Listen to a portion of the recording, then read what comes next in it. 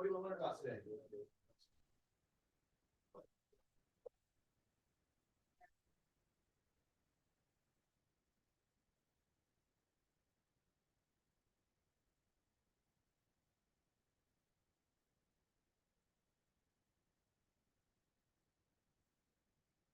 read it and then it's a blog about there's easy button. That's one where you don't care about, that committed to something. Tap to that's your easy button. That was fun. Cool. Yeah, that was fun. Take away. Awesome. Guys, if we can, we have stuff because this is also going to some streaming. We can use the mic so that people who are not physically here can hear. Well, since you want center stage, I mean, you can explain mic etiquette. Since you're so good at bogarting the damn thing most of the time. I'm a microphone distributor, thank you very much. Okay, so mic etiquette.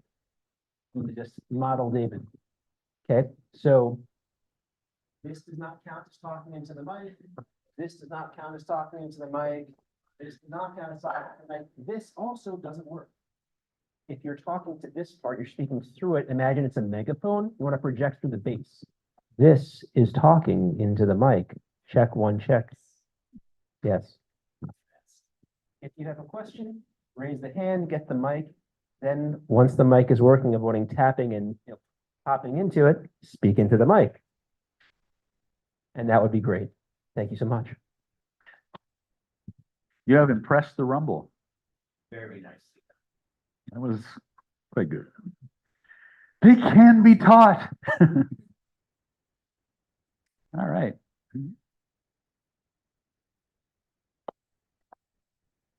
Guys, don't be shy. Get up. I'm gonna have to make you. Am I gonna have to make you guys do the raspberry drill? Is that what's coming? Oh, I'm gonna do it anyway. It's coming. Vegan can't. Well, it's the Girl Scouts. You never know. Okay. Well, we have them for sale because we have a little granddaughter to support. Two granddaughters. Those are representing both of them.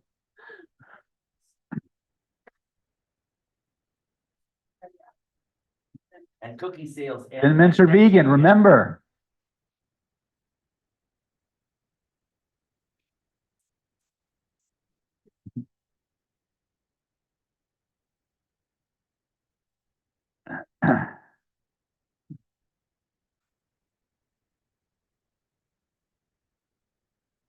So are we going to do the anthem? Because if we do that, we might get blown off of YouTube or actually any other social media platforms. Well, I can pause streaming for a second. Okay. Or dim the sound. It's got to be dimmed all the way because, well, yeah. Yeah. And then we're going to look stupid.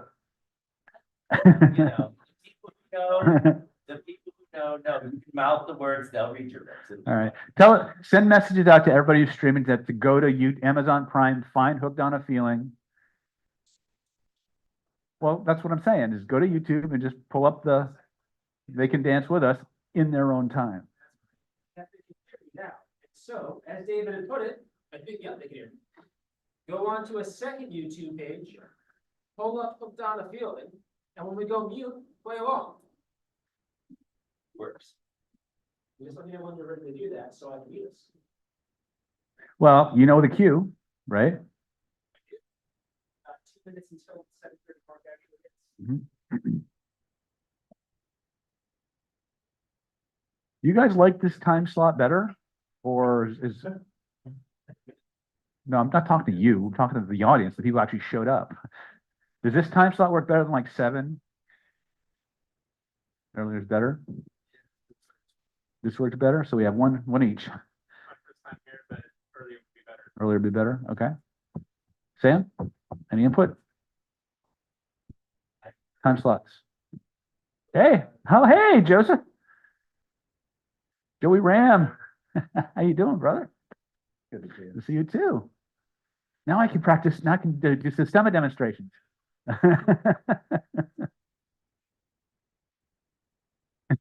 Oh, he's been to everything. He was one of my martial arts students. You started actually, right? Or was it you started with Masterminds? I was mastermind, then I did, All right. You actually teach. Oh, yes. Oh, she'll tell you. It's like,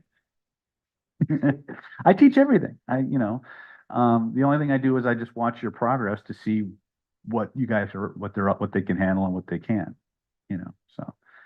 But yeah, I don't really hold a lot back. Most people say, make it stop, make it stop. Sounds like a time, gentlemen. Ladies and gentlemen, please rise for the NLP Power International Anthem. For those of you on YouTube and other live stream platforms, if you haven't gotten your Hooked on a Feeling booted up, when would now be a good time to do that? Please assume your favorite power pose. Think victorious thoughts.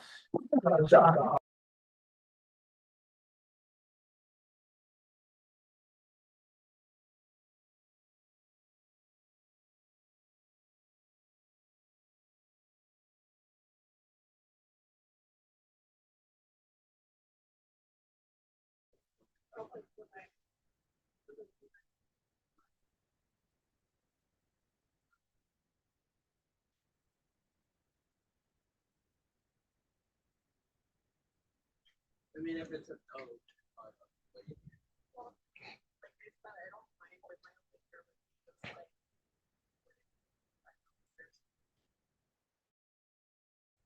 Only in Joey's room. No, I mean, like, say you can't go downstairs, so you go downstairs.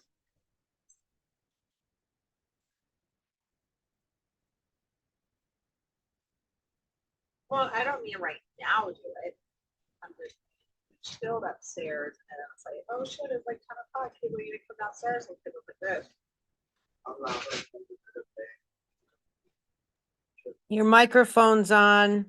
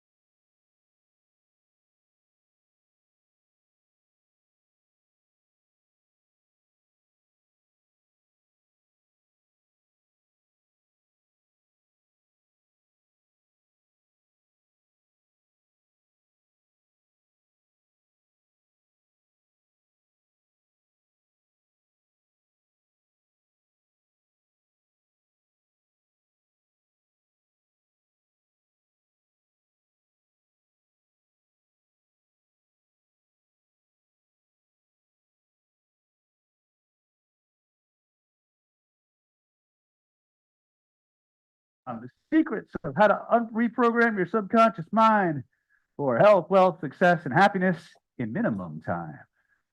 I'm your host for the next 2.5 or 3 hours, or however the hell long this takes, Dr. David Snyder. Okay, I got a little chance to talk to some of you, pre-game warm-up as we call it, but just really quickly, for the people who came in during the anthem, where did I put my little question marks here? Menu for today. There we go. Lisa, the lovely Lisa. What do you want to learn today? What do you want to play with? 2 very loaded questions in Lisa's world.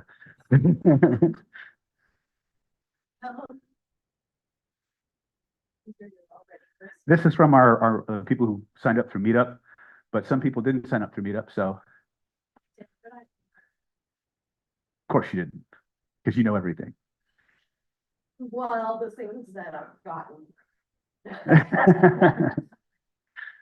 What do I want to learn today? What do you want to play with? What do you want to explore? By the way, just for the record, Lisa's a very, very skilled and well-seasoned hypnotist. So anybody who works with her, you're in for a ride.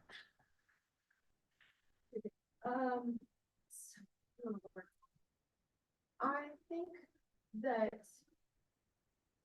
just, you talked about getting back to. I'm always more comfortable with the microphone. Give a hypnotist a microphone and watch the magic happen. It's kind of how it works. So this will kind of be the opposite of number one. So number one says, why are some programs so powerful that they keep coming back to take over again and again? What about the opposite? What about if you want to be who you were before all the bullshit happened to you? Mhm. So getting back to Getting back to getting who you back were? to who you were, or who you want to, who you want to be, who you were. You're gonna hate and love my answer at the same time. Anything else? Ooh, All right, no, pass to let's Joey go. Ram. Thank you.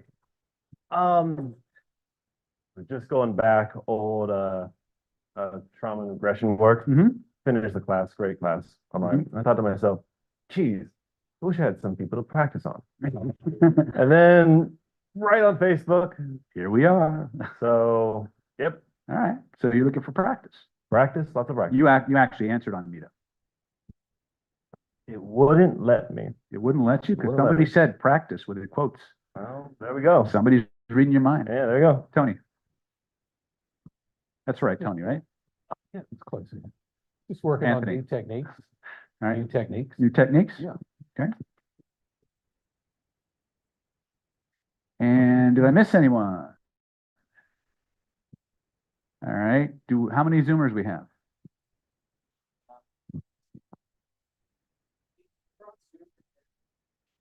Well, we're just going to do Zoom for now. Any questions from our Zoomers?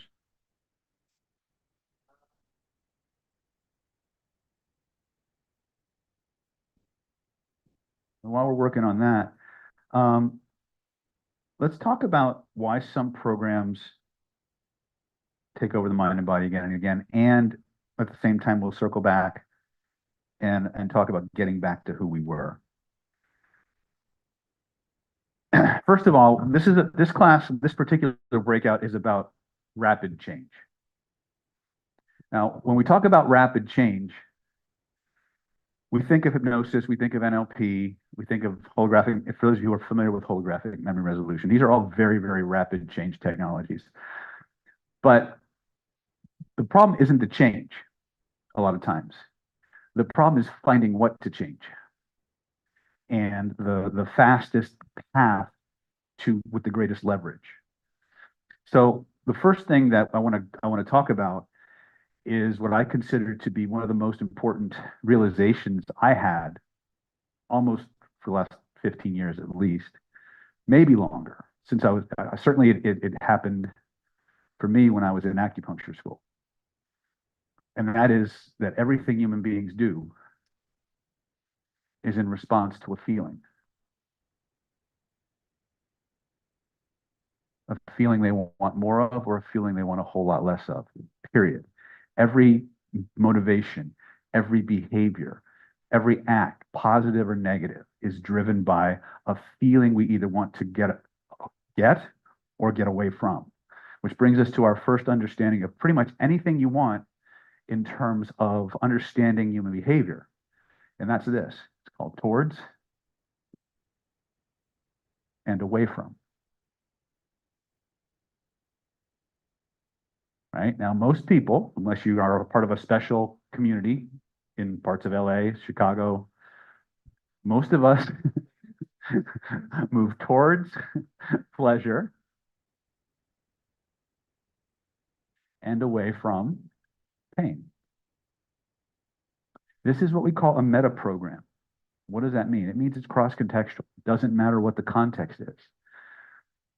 Your body, if Sia and I are out on a date and I'm really enjoying my time with Sia, everything about my physiology is going, don't be bashful, come on in, Billy. Pick out the best one. Everything about my body language, everything about my nonverbal communication is going to be moving towards. So if Sia and I are seated, right, and I'm really enjoying my time with her, and she's becoming more and more important to me, then I'll move from something like this to this, to this, to this, right? Everything about my nonverbals will start to do what? Towards the things I want, towards the things that give me pleasure. If for some reason I'm absolutely repellent to her, Then as I start to move in, she's going to start to, hell no, right? And if she can't physically move away, then she'll create distance by barriers. She'll turn her ventral line. She'll cover her chest. She'll cross her legs. These are all things that you will see blocking access to the center line of her body. Everything about human behavior can be distilled down to this one simple idea. And when we're looking at humans, especially when it comes to influence, we have to be able to create heuristics, right? If you were to, and I rub shoulders with some of the most advanced body language experts and behavioral engineering experts in the world.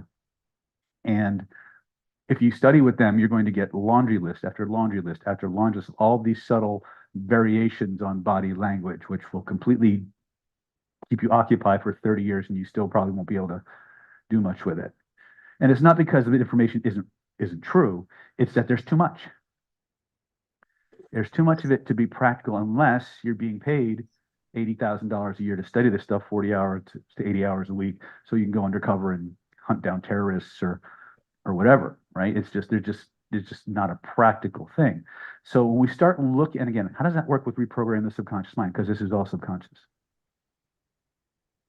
right? Every behavior you're generating, the ones that are what we call utilitarian, they're giving you a benefit, they're driven by feelings. The ones that are causing your life to be a cesspool of crap and missed opportunities and whatever, they're caused by feelings too. But the problem is your body is trying to move towards something by avoiding or move away from something by avoiding it, when in actuality, what that tends to happen is it actually causes you to re-trigger the pattern. This is, again, from Buddhist mysticism and Buddhist psychology right up into like military level mind control shit. It's the same thing. The attempt to avoid a pattern actually causes you, if you go to again, I'm because going you haven't to released it. And so let's hi, see, come on in. So it becomes a recurring theme. So if you've dated the same person with a different face for the last 20 years, you know what I'm talking about. If you've gotten into different jobs and the same fucking motherfuckers with a different face betray you, hold you back, talk bad about you, what's the common denominator? It isn't the job, right? There's a pattern running below the threshold of conscious awareness that's playing with your towards and away from mechanisms. It's creating a set of body feelings and perceptual filters that cause you to perceive the world a certain way. And because of perception is belief and belief is perception, you get this downward spiral, right? The first thing we have to do is become aware of this. So, two directions that we're going to go besides towards and away from. Remember that your body is the fast track to change. Now, most of us are taught that our mind controls our body. Now, for those of you who aren't familiar with my background, I spent over 18 years in a clinic, on top of everything else, in a clinic in Solana Beach, helping people deal with physiological illness caused by repressed emotion. And I'm talking about everything from chronic constipation, asthma, to terminal and terminal cancer, multiple sclerosis, Parkinson's, lupus, muscular dystrophy, you name it, I've dealt with it. And when you peel back the layers, you get to the causative matrix, for lack of a better word. It's repressed feelings. There's a story that's the body's generating a feeling, and it's trying to deny that feeling, and it adds more and more energy to the process, and before you know it, you not only your emotional stagnation causes what we call a chi stagnation. That chi stagnation pulls in denser elements like blood. We call in Chinese medicine called blood stagnation. Those blood stagnations form lesions, tumors, polyps, cysts, right? And they block energy from one area and put too much in another, and now you have all kinds of domino effects of imbalances. And that's what the study of Chinese medicine is about. But it really comes down to the stories and the patterns connected to those stories that are bringing about the problems and the benefits that you're having. So for many years, we were all taught that the mind controls the body, and that's true enough to be true. But functionally, it's theoretically true. Functionally, the inverse is true more often than it isn't. And that is this, is that your physiology controls your psychology. Now, I'll give you a little sidebar to kind of support this. How many people know what a cult is? Okay. How many people here know what brainwashing is? Okay. First two things that are going to happen after you've been love bombed into a group, right? When you feel safe, is they're going to whisk you away to some far off location. They're going to surround you with people you don't know. And they're going to mess with your sleep. And they're going to mess with your diet. Because your willpower is based on glucose and sleep. And because you've been disconnected from all of your context anchors, all the anchor points in your day-to-day life that maintain your sense of who you are, your body goes into a state of confusion. It goes into a state of danger. And now you've become hyper suggestible. And so now what will happen is you will start to look at because your reptile brain wants to survive and be accepted by whatever tribe it's surrounded by, you will start to take on the attitudes, beliefs, and behaviors of the group. And your identity will shift to become part of that group and be accepted by that group. And then once that starts to happen, now the punishment and reward cycles will begin. Okay? I don't care what, and lest people take offense, there are more cults today than ever before. They're not all religious. Some are financial. Some are lifestyle. Right? It's just one of the things you need to understand is that if you get the book Combating Cult Mind Control by Steve Hassan, it's a really good understanding of that dynamic.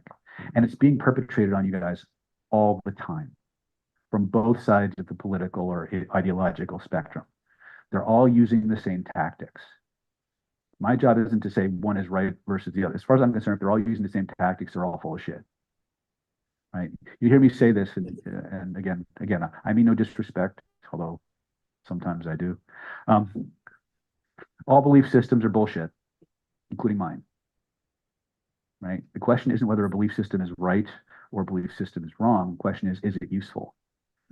Is it giving you the life and the lifestyle that you want for yourself? Is it making you happy? If the answer to that question is yes, keep it. Keep them. But if it's not, if the belief system you grew up with and the value system that was installed in you at a time when you didn't know any better is making you miserable, which, by the way, was well over 50% of the trauma I dealt with, was people not able to express who they truly were and what they wanted to be. The rest was trauma, like just repressed traumas and things like that. And that's another thing we need to talk about is trauma can happen in many different ways.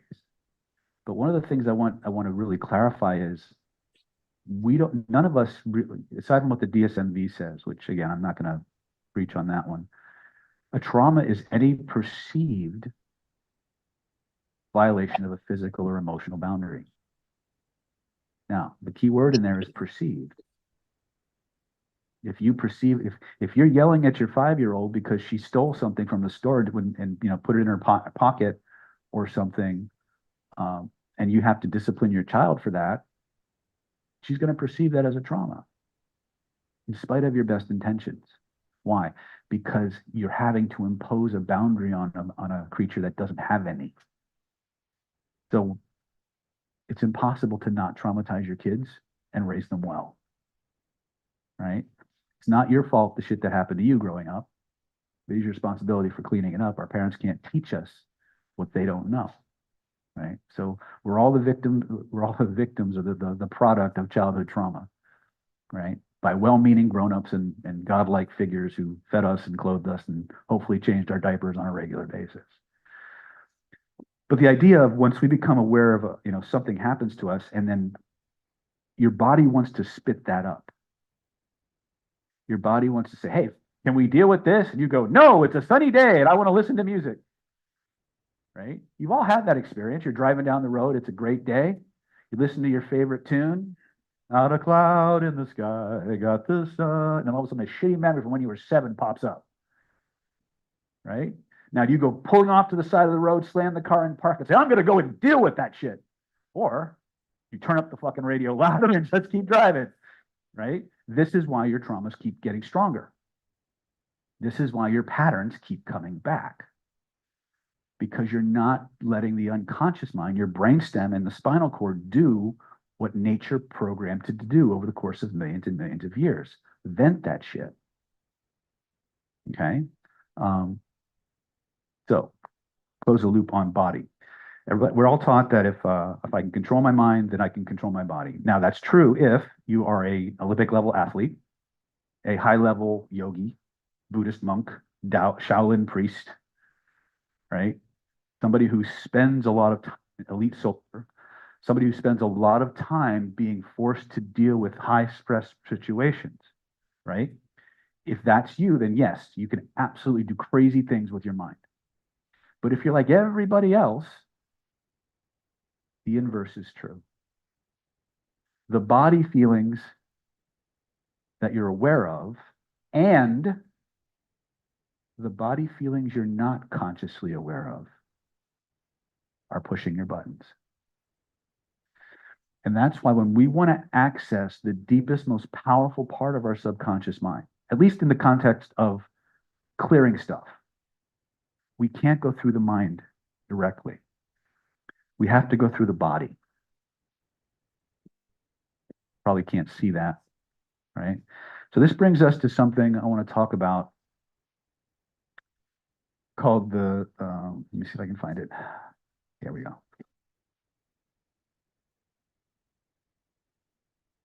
This is called body-centered energy psychotherapy. This is part of our Identity by Design program for those of you who are interested in getting a deep dive into high-level behavioral training and transformation. We have one coming up. When is Identity? Oh, it's this month, March 9th. Yes, and it'll be here at this hotel. So if you guys are VIP tickets or you want to come in and see Moss, and we'll show you. But I want to give you guys this because this is one of the Rosetta Stones of transformation.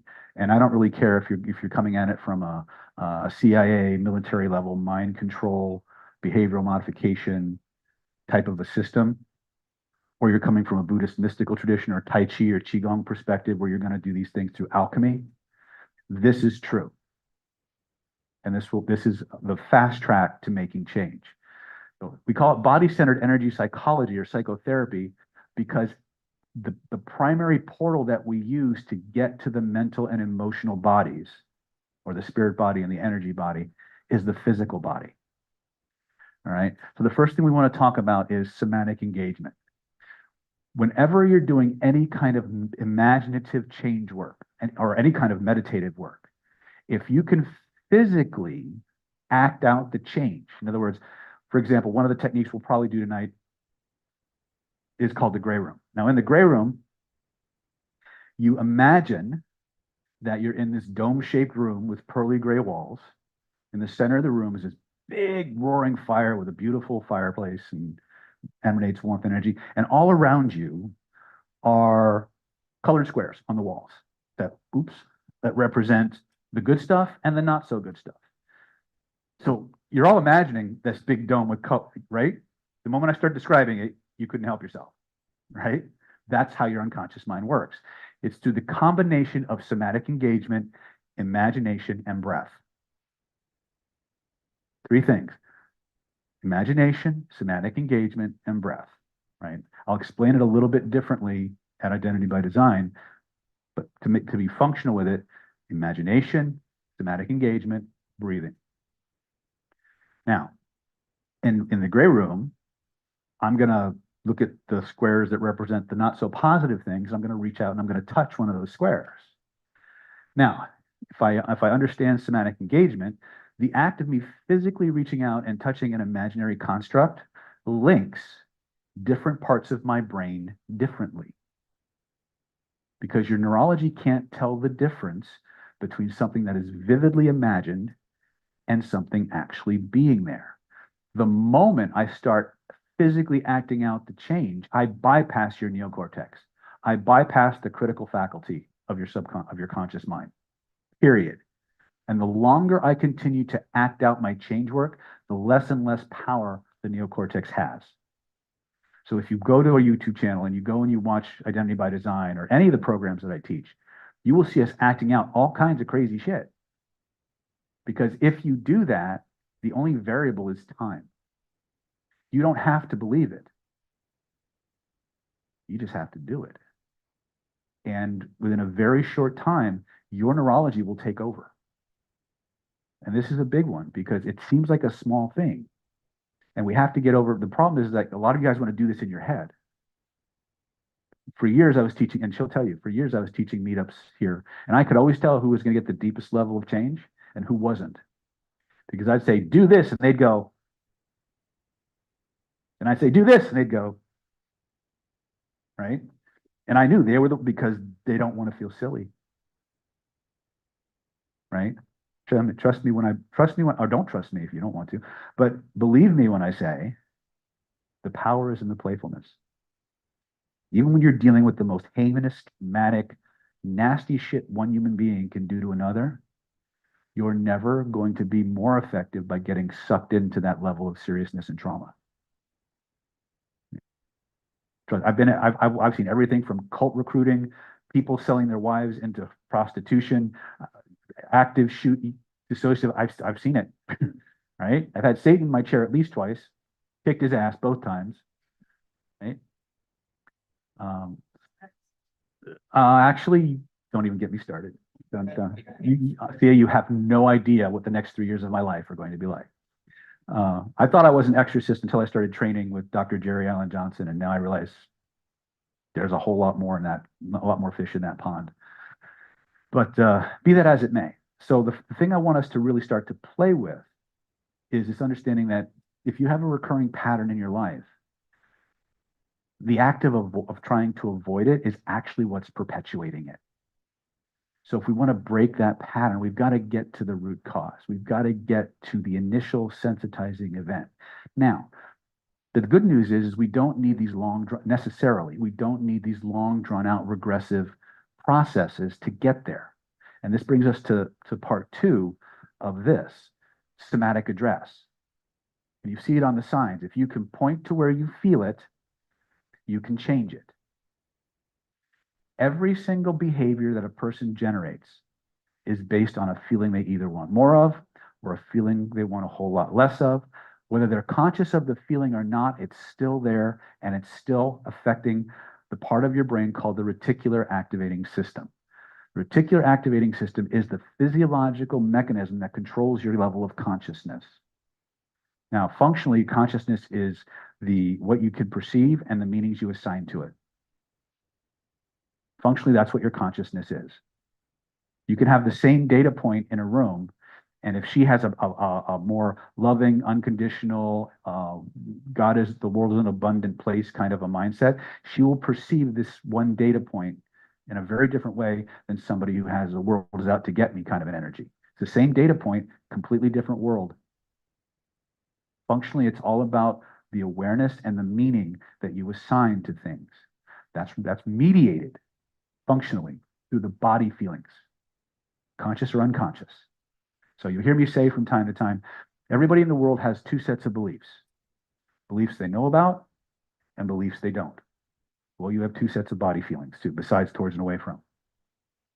Those you know, those you that are above the threshold of conscious awareness and those that aren't. But they're always there. And if you know how to ask the right question, you can give the internal search engine of your body the right command to give you the information you need. Okay, we call that somatic search engine. Okay? So let me finish the somatic address point. The somatic address is easy to find. All you have to do is say, there's a place in your body where the feeling is stored. Where might that place be? First impression. And you're instantly you're gonna have a first impression. That's your node. That's where all of the vibrational, energetic, emotional, physiological information stored in your nervous system is reconstructed. And that point becomes a portal into the 3 bodies. So let me explain that a little bit.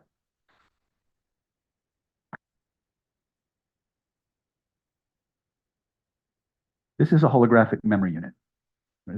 This is, as Richard Bandler likes to say, this is my hallucination.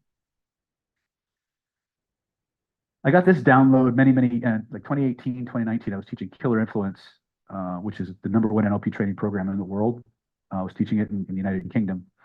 And I got this download about how human beings create their patterns. Now, every thought, memory, daydream, trauma, fantasy that you have ever come up with, ever will have, conscious or not, long-term or not, is built this way. The red line represents a vibrational matrix. Now, this is a cross section. You have to think of this like at least a 3 or 4 dimensional construct that's in motion. Okay. The red line is like, think of it like, you can also think of it like a rewritable DVD made out of energy. The red line represents the substance upon which all of the information is encoded. The visual, auditory, kinesthetic, olfactory, and gustatory are the primary channels of information. We would call this the qualitative band. Within each of these channels are subdistinctions. So if we're looking at visual, right? I have a visual modality, a visual cortex. But what's the language of that cortex? It's not English. It's not French. It's not any spoken language, because that's a much deeper level of the nervous system than our neocortex. So what is that language of the visual cortex? Fuzzy, black and white, or fuzzy or clear, black and white or color, 3-dimensional, 2-dimensional. Those are what? Qualitative distinctions. Each of your 5 cortices works this way. Now, aside from being qualitative differences, each of these qualitative differences functions like a computer command. It tells your nervous system how to represent the experience to you. Everybody stand up. We're going to have some fun. You guys want to have some fun? Because I can see you guys, the eyes are starting to close down a little bit. So here's what I want you to do. I want you to think back, take a moment, think back to a time in your life when you were having the most fun ever. And I'm not going to care whether it was either clothes on or off. Not my business. I'm not the pleasure police. All right. All I care about is that when you remember that amazing experience, it is the funnest, juiciest, most exciting, hallelujah, brothers and sisters moment ever. Right? It could be as simple as biting into a freshly baked chocolate chip cookie right out of the oven. It could be your first romantic experience. It could be your first divine contact. What, I don't care. I want you to close your eyes and I want you to remember that experience. I want you to take a moment, see what you saw, hear what you heard, smell and taste what you smell and you taste. I want you to do that when you're in that place. When you see what you see and you hear what you hear and you smell and you taste what you smell and you taste. There is an amazing, wonderful feeling, a feeling of joy, pleasure, whatever word you use to define it for yourself, that is the best anything ever. I'd like you to notice, I'd like you to become aware that there's a place in your body where those amazing feelings start, where they grow, where they spread from. Take a moment, point to where you feel it. As you point to where you feel it, notice there's a color, maybe even a series of colors connected to those wonderful feelings. I'm curious, I'm wondering what color or colors that might be for you, first impression. Now, if there were a picture floating in the space around you that represented that amazing color with all those amazing feelings, a picture that you could reach out and touch with your other hand, where would you reach out to touch it, first impression? Excellent. Now let's make sure we've got the right one. Take both of your hands, trace the outline of that picture with both of your hands so you know how big it is. Then grab the edges of it and slowly make the picture bigger without slugging the person next to you. Notice what happens to the feelings in your body. Do they get stronger? Do they get weaker? Doesn't matter which one happens, just notice which it is. Bring it back to its original size. Excellent. Keep the size of the picture exactly the same as it was originally. Now, without changing the size of the picture, slowly pull it closer and closer to your body. Notice how your tingly parts start to tingle more. I see some of you shrinking your picture. Don't do that. Keep it the same size. Lift it up over your head. Pull it down around you like a big blanket. Woo! Notice how good that feels. That's right. It only gets better. Now you can have this feeling back at whatever level you want in just a moment. But for the sake of our drill, I want you to unwrap that feeling, lift it back up over your head, hold it up there and turn it into a big old frisbee. I want you to take that frisbee. I want you to throw it all the way behind you. So it disappears behind the horizon completely. When it disappears behind the horizon completely, scan your body. Notice what happened to your good feelings. Did they get stronger? Did they go weaker? Did they go away completely? And when you're ready, lift your hands up. Imagine your hands are now the world's most powerful frisbee magnets. Suck that frisbee right into your hands. As you hold your power up there, I want to give you the most important message I can give you today. Inside your mind, body, and soul, you are the god or goddess of your reality. You are the king or queen of your universe, and you have every right, privilege, and authority to make any change that you want for any reason that you want. I want you to take your power in hand right now.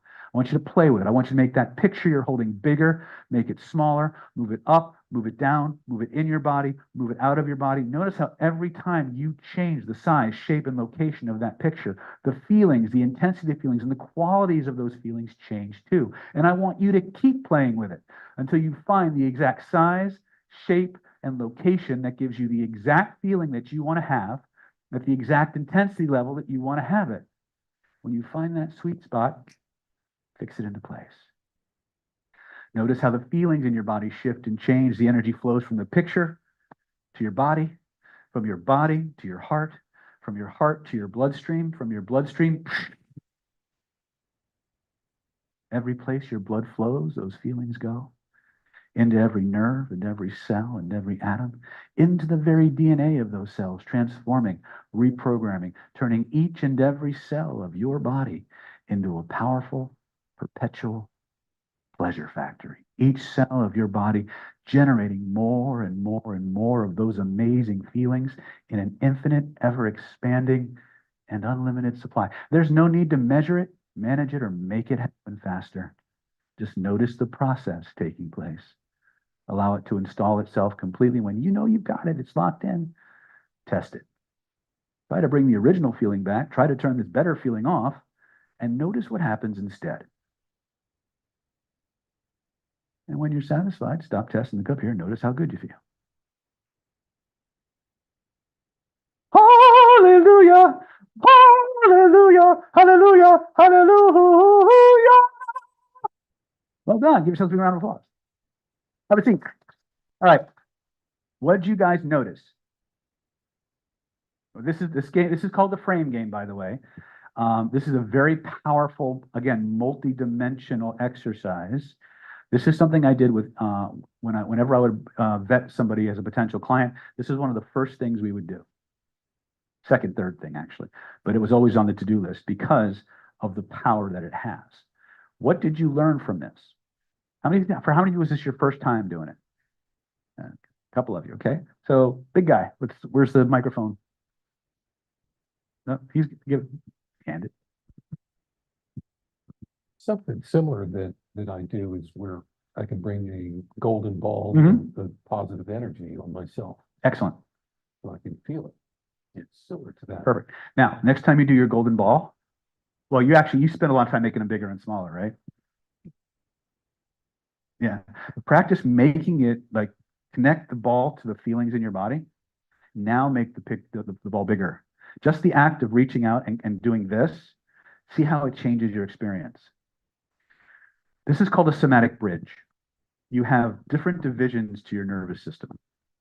We have the proprioceptive nervous system, which monitors the spatial locations in and around your body, but it also monitors nociception, mechanoreception, interoception, electromagnetic fields. If you had such a thing if such a thing like a sixth sense existed, it would be your proprioceptive nervous system because it monitors all these things. And most energetics are non-local phenomena anyway. And this is where a lot of your ability to perceive things intuitively comes from. But what happens is when you actually using your hands connect the physical interoceptive component of your nervous system to the external component of your nervous system, you open up exponentially more pathways to the same data. So instead of having one on-ramp to a location, you've got 50 or 100 different things. So you remember that your eyes and your hands take up more real estate in the brain than any other parts of you. So just the act of using your left and right hands activates both hemispheres. We start seeing colors, we start doing other things. Now the brain lights up like a Christmas tree. And what's happening is you're not actually bypassing your neocortex. Again, I could talk for hours on the neuroscience of this, but we wouldn't get any change work done. So, but I want you to understand that this is how your nervous system was engineered to work. To get change fast, you have to get past the neocortex into the limbic system, into the paleocortex, and into the brainstem and spinal cord. Most of what we'll be doing today will get you into the paleocortex and the limbic system. If you want to get into the spinal cord, you got to sign up for some very intense trainings. But we do have those. Anyway, but we're using a much more primal, fundamental language to the system than your spoken words. Okay? How many of you noticed when you made your picture, what happened when you made the picture bigger? What happened to the feelings in your body? Stronger? Did anybody have the inverse effect? That's fine. Did you get stronger when you made it smaller? Yes, you're a concentrator. About 60% are what we call expanders. About 30 to 40% are concentrators. There's about a 10% window in there who get nothing from size, but they do get it from proximity. Almost everybody, whether you're a concentrator or an expander, will feel a shift when you bring it more closer to the spinal cord. Now, did I tell you to feel that way? No, but I sure as hell predicted it, didn't I? Why? I've done this with tens of thousands of people all over the world. So when we start dealing with reprogramming our minds and bodies, we have to understand from a neurolinguistic perspective that you have different kinds of language. Most people trained in NLP spend a lot of time on the spoken word or the spoken language. They're trained on visual, auditory, kinesthetic, olfactory, gustatory, but they're trained on the words. You understand? Oh, he's using visual words. Oh, he's using kinesthetic words, right? And if I understand those words, I can now extract a strategy. But what is a strategy from an NLP perspective? Well, I'm glad you asked. How many people here know what a spark plug is? Okay. You guys know what spark plugs do? Huh? They spark, yes, they spark, right? So in the older engines, I don't know how the newer ones work, but when you actually had cylinders, right? Whether now you have little magnets, right? But you would have, if you had a 6-cylinder or a 4-cylinder or an 8-cylinder, you would have these rows of pistons with spark plugs in them. And there was an order or a firing sequence that had to be just right or the car wouldn't run smoothly. Every behavior that you have or you engage in, even though it's inspired by a feeling and a set of memories, has a firing sequence in your brain. Oh, he started with a visual, then he went to an auditory, then he went to a kinesthetic. So literally the visual cortex, the kinesthetic cortex, the auditory cortex, they lit up and that created a certain type of behavior or a certain kind of experience, right? So that's what NLP kind of focused on in terms of what it was trying to help people understand. Mind-numbingly boring, and in some cases amazingly complex, right? But there's a different way of looking at this visual, auditory, kinesthetic, and olfactory sensations, qualities, differences. This is the true language of the autonomic nervous system.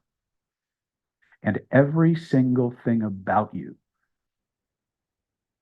is written in that language. It's visual, auditory, kinesthetic, olfactory, gustatory metaphors. Vibrational data being interpreted through the prism of your nervous system as a metaphor. So when you look at this model, you have the substance, the vibrational matrix that's being interpreted, which has a frequency, which is analogous to the body feeling it produces. It's going to move you towards or away from. Inside of that little shell is a movie that's playing. We call that the content, the story behind what happened. But what gives this story its oomph isn't the story. It's how you coded it. Is the soundtrack really loud? Is the color black and white? Is the picture moving or still? Each of those tiny distinctions tells your nervous system what to do with this information and how to represent it to you. Now, 99% of the time, this is completely outside of your conscious awareness, outside of your consent. But once you become aware of it, you have absolute permission and authority to change it because you're in charge of the editing deck. You just did that. When you took a body feeling, found an external projection, and you changed something, and the body feelings changed. You moved something down and the body feeling changed. You didn't change the story of what happened. You didn't change the you changed your experience of it. But you didn't do it through the story. You did it through the energetic container and the qualities that it uses to give you that experience. This is how everything you believe is built. Every thought, every fantasy, every daydream, every fear, every phobia, every trauma, every desire, every fantasy. It's all built from the same stuff. And you have absolute permission to change it. You just got to know how to work the editing deck, which is simple. You know where it starts? Point to where you feel it. Point to where you feel it is the portal into that. Now you connect your inside to your outside, and now you just keep playing with the construct until the feeling you want to have emerges. It's kind of like when you get your new cell phone for the first time. Now, the ladies, I know all of you, read the manual to their cell phone. Learn how that shit works. Guys, what's this shit? We just start playing with the system, right? We'll figure it out, right? It's like guys with directions, right? We'll just figure it out. This is how we have to begin to play with our own systems, so to speak. Questions about the massive amount of information I just dumped on you. Pass the microphone. Let's go over microphone etiquette one more time. Microphone etiquette 101. This is microphone. Right now, the microphone is not picking me up because I'm not speaking into it. Now I am speaking into it. We speak through the microphone like it's a megaphone. Because this is not talking to the microphone, nor is this, nor is this. You must have This practiced this when he was is talking to the microphone. Please avoid tapping it or spitting on it, as that's not very friendly for us, especially not for the individuals who handle these and work them. Other than that, please do make sure you have a microphone you're speaking into, which is turned on before you start speaking, because people are listening who are not physically present, and they too would love to benefit from your questions and thoughts and experiences. Any questions? You're up. Amazing. Thank you, Mr. Moss. You can bring my applause. It's okay. He worked hard on that. Go ahead.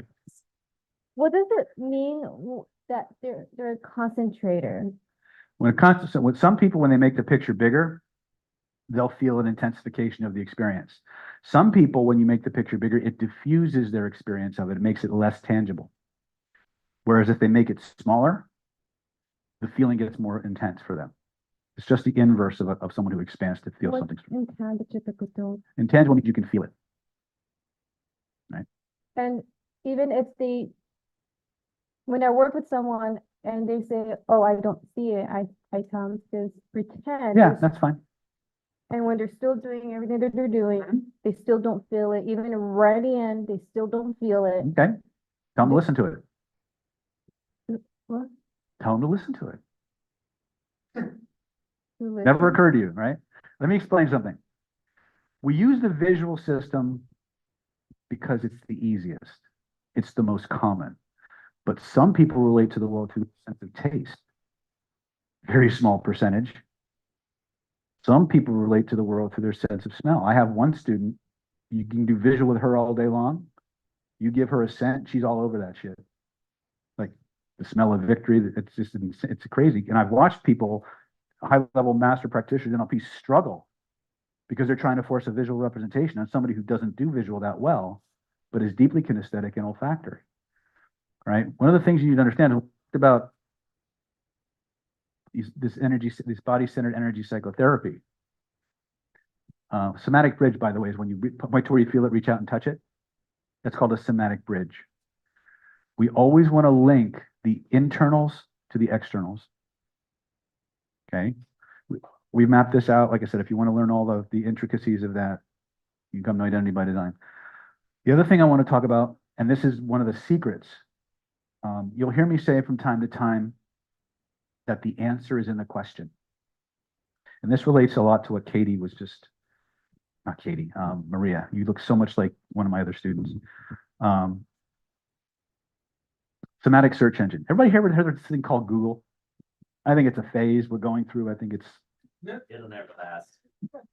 You ever notice that the information Google gives you a lot of time changes depending on how you ask the question? Your body had it first. Remember, your body is your unconscious mind, your autonomic nervous system is processing billions upon billions upon billions of information every second. Your conscious mind, your critical faculty can cover maybe 40 to 80, I think is the number, if I remember. It's not 7 plus or minus 2, that's just when everybody throws around. But if you do the proportions, it's still a minuscule amount compared to what's actually going on. Because of the tremendous amount of information being processed and handled. Remember we talked, how many of you were here earlier when I talked about my wife's amazingly Herculean chunk size, right? If I ask my wife a simple question, I will be there for an hour. It's like asking Mosk a question. You ever work with him? Right? You notice he talks really fast and there's a lot of data coming out. My wife is that way. I was trained for Moss, you know, but what happens is your unconscious mind understands that there's only so much that your conscious mind can handle. So it has certain parameters in place. It will give you any information that you ask for, but it will only give you that information. So if I say, well, let's just play, put your feet flat on the floor. How many people here have something they'd like to, that's really good for them that they'd like to have that even better? Anybody have anything that's good for them that they'd like to be even better? You sure? Because you guys don't like, oh, I hope he doesn't call on me. Oh, let me give him my disclaimer an hour into my talk, right? If politically incorrect language, colorful metaphors, swearing, or the word boobies offends you, there's a fucking door, right? My intention is never to offend anyone, but I do believe that compassionate provocation is the fast track to transformation. So if you find yourself being provoked overly so by something that I say, first of all, understand that my intention was never to offend you. But if you find yourself feeling that way, the first thing you want to do, point to where you feel it and ask yourself a simple question. When was the youngest I remember feeling that way? And who was it with? And who taught me how to feel that way? Because I promise you it wasn't me. But this is, again, for those of you who are asking about things that trigger us or going back to feeding patterns, because we're always responding to what's inside of us first and then projecting it onto the people in front of us. So this idea of point to where you feel it, as you start to go through certain things, or I say things that kind of strike an emotion, take the time, love yourself enough to notice the body location and write it down. Because those are the things that need change. Those are the things your system is trying to tell you we need to focus on. It's a priority. Tim. Microphone? You need my phone? Where's my phone? All right. Yes. So I missed the part where you said wherever you feel, whatever you feel, write it down. Yeah. If I, like, using myself as an example, if I say something that provokes you, first thing I want you to do, instead of saying, "Oh, that motherfucker David," well, you can say that too. It's all right. But notice where in your body that feeling that's provoking you to want to say that emerges. And either draw a little stick figure and circle it, and put on a scale of 0 to 10, rate the intensity of it, because those are things that you want to apply this technology to clear your stuff out of your system. that make sense? It's a good practice. If you guys really want to start being proactive in cleaning up your stuff, carry a little stick figure or a silhouette of the human body around with you in a little notebook or something, little handheld notebook. And every time somebody says something that ticks you off, circle the body location. And then go back and unpack it when it's appropriate to do so. Don't do it in a line at Starbucks. You probably look kind of weird. But my point is that you're gonna be given every moment of every day, you're going to be given countless opportunities to find shit you didn't know was there. And see, that's the problem. There's things you know about and there's things you don't. How do you find the things you don't know about? You provoke them. You have to put yourself in situations that provoke, that make you want to run away. Do it intelligently, right? Don't walk down the ghetto, with the $20, $100 bills hanging out of your wallet just to see how tough you can be. But my point is that this towards and away from is actually a tool. For those of you who are on the path of transformation and self-actualization, you must learn to move as passionately and enthusiastically towards the things that make you want to run away or want to attack as you do towards the things that give you pleasure. Because any animal knows to move towards pleasure and away from pain. That's your animal consciousness. If you want to transcend that, you have to reframe and assign a different meaning, a different consciousness to towards and away from. You have to become more self-aware. That's not easy. Believe me. I can shorten the curve, but I can't eliminate it. Smithy, and then Sia. Can we pass the microphone to Sia? One of the things I notice with myself sometimes is when I feel like I should move towards something, oftentimes my brain and body just shuts down. Mm-hmm. And there's a feeling that precedes that shutdown. Where in your body do you feel it? First impression. Point to it. You just found it. It's that fast. It's that fast. Now, did you hear the question? So I shut down physically and mentally. I said, there's a feeling you get right before you shut down. Where in your body is that feeling? This is a little distinct. Again, it goes back to the somatic search engine concept. The answer was in the question. The answer was in the question. It's starting to hit now, isn't it? Once you understand the concept of the somatic search engine and you understand its dynamics, the magic is in how you ask the questions and then how you interpret the answers, which we'll get to in just a moment. Yes. That's what I was going to ask you about when you mentioned that you reassigned. Let's say that the away from is really upset. Mm-hmm. Usually is. Please give me an example of reassigning. Okay, so let's say, for example, and again, we will use a hypothetical. Let's say, for example, when we were young, we were riding in a car and we were driving through an intersection with our parents, and all of a sudden the car came out of nowhere and T-bones us. And we're in the car, we're in the back seat, and we get thrown around. We've got a few bruises, but we're mostly scared. And from then on, every time after that, whenever you go through an intersection or you're riding in the back seat of a car, for some reason you feel a little apprehensive, but you stuff it down and you ignore it. And then one day you're coming up on an intersection, and for no particular, you have a panic attack. You just lock up. Was the problem the intersection? No. Now, in the moment where you lock up, there was a body feeling that got to it that triggered a trauma response in you that told you to freeze. In that moment, if you're like any average animal, mammal, human, you're at the grips of that, and I can't go through intersections. I'm afraid of intersections, right?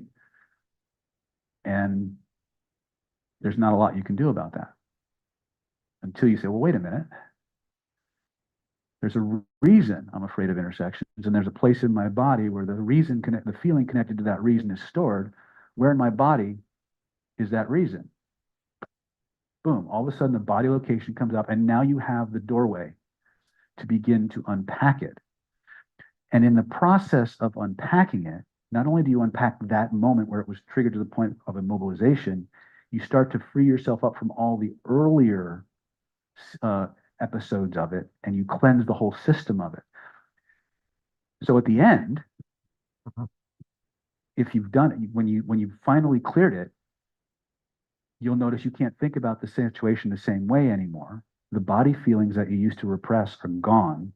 And in many cases, you learn something from that experience that was hidden behind the feelings, that was buried behind the story and the cloud of emotion that was being generated by that movie on an endless loop. And in that moment, your consciousness grows. So what you're saying is you don't necessarily have to know what your fear is. No. You go through it physically, and at the end you come up with your tools and treasures that, or purpose or whatever. The key to every feeling you want to change is the feeling itself. You don't need to consciously know what half of this stuff is, or any of it for that matter. And I had tremendous confirmation. Like I said, I rub shoulders with some pretty cool people. I signed a shit ton of NDAs too. So, but I can tell you that the most effective ways of resolving trauma from the body, 99% of it, half the time or better, the person has no idea what they're getting rid of. They have no idea, because their conscious mind isn't the part that caused the trauma. There's a part of you that created it all. And there's a part of you that knows what lessons it assigned to those experiences. And that's the part you need to access. It's not your conscious mind. Psychology kind of sold us a bill of goods a little bit, not malevolently so, but they kind of led hypnotists to believe that in order for us to resolve something, we have to understand everything about it and come to some kind of conscious rationalization for why we're doing it. Because the belief system is if I understand why I'm doing it, I'll stop doing it. How does that work out, right? I'll say it, I've said this many times and I'll stick by it. Irrational problems require irrational solutions. Okay, so if we want to cleanse the system, we've got to go beyond the neocortex level. It's not that language isn't important. It's just in the pecking order of things. That's not where your shit is. That's just that's just a tool used to describe your shit. Or let me be more accurate. It's just a tool used to describe what you think is your shit. Because that's what the neocortex does. It creates the story around the data points to justify what it wants to believe is true. It's not doing it malevolently. It's doing it as a way to protect you and to help you survive and function in a society. But it has nothing to do with logic and very little to do with what actually happened to you. Right? And for those of you who see clients, you've all heard of something called the presenting problem. Right? Where someone comes in, I've been having this problem for 35 years. And I went through a divorce because of it, and I need you to help me get over my divorce. Get them in the chair, you regress the cause, you find out they're 5 years old and watching their parents argue. Had nothing to do with the reason they thought they came to you. Just like the example with the car, right? You weren't responding to the intersection in front of you. You were responding to the intersection that you got crashed into 25, 35 years ago. Why? Because the part of you that went through that moment doesn't know it's over. It's locked in your tissues. Remember that little container with the little movie inside? That's what it is. Every time you go through a situation and you have a familiar feeling come up in an unfamiliar situation, you've accessed one of those and you're responding to that. Now, people who are operating from a robotic consciousness, they're just going to respond to whatever sensations and perceptual filters that container stimulates. You guys, I use the editorial because we're in California and I have to be special that way. You guys have a different understanding of what's going on. Because you have a different awareness, you now have different choices. You now can choose to do something different. Instead of stuffing it down, turning up the radio and just keep driving, or letting the fear take over, you can say, oh, there's a reason I'm feeling this way, and there's a place in my body where that feeling is stored. We're in my body, and now you unpack and attack it. And in that process, everything gets better. Quick question. Need the microphone. with your technique, how long did it take you to get success with your clients? Couple days? Weeks? It's not uncommon for people to come to see me with 13 or 14 things that they want to fix, and in 90 minutes, they're all gone. Exactly. I saw an article, or I read an article about psychiatrists that learned some of these techniques. Mhm. And he realized, he said, wait a minute, we've been working on people for 6 years and longer. Mhm. And with these techniques, he was able to fix people in days. Yeah, I almost put myself out of business. Right. They 'Cause I used to charge by the hour. they told him to stop talking. Yeah, they did. Yeah. This is actually one of the reasons why you won't see any of my stuff. Well, unless somebody else is running the study, you won't see any of my stuff in the scientific journals or whatever. Because the scientific community wrestles over who owns what. And if it's something they can't control, they'll squelch it. So I did exactly the opposite. I took a lesson, a page out of Gary Craig's playbook with EFT. When he learned EFT from the guy who created TFT, he decided this was too important to just lock in a book and charge a gazillion bucks for. So he gave it to the world for free. That's why you all have EFT, right? And I was like, fucking smart. Because if thousands and thousands and thousands of people are using the technique and getting a result, that's what matters, right? Now it can't be controlled. It's open source, right? Yeah. So, mental health problems are up 3.5% since COVID across the United States. Yes. So what experience, if any, do you have with psychosis, and do you use this form with them?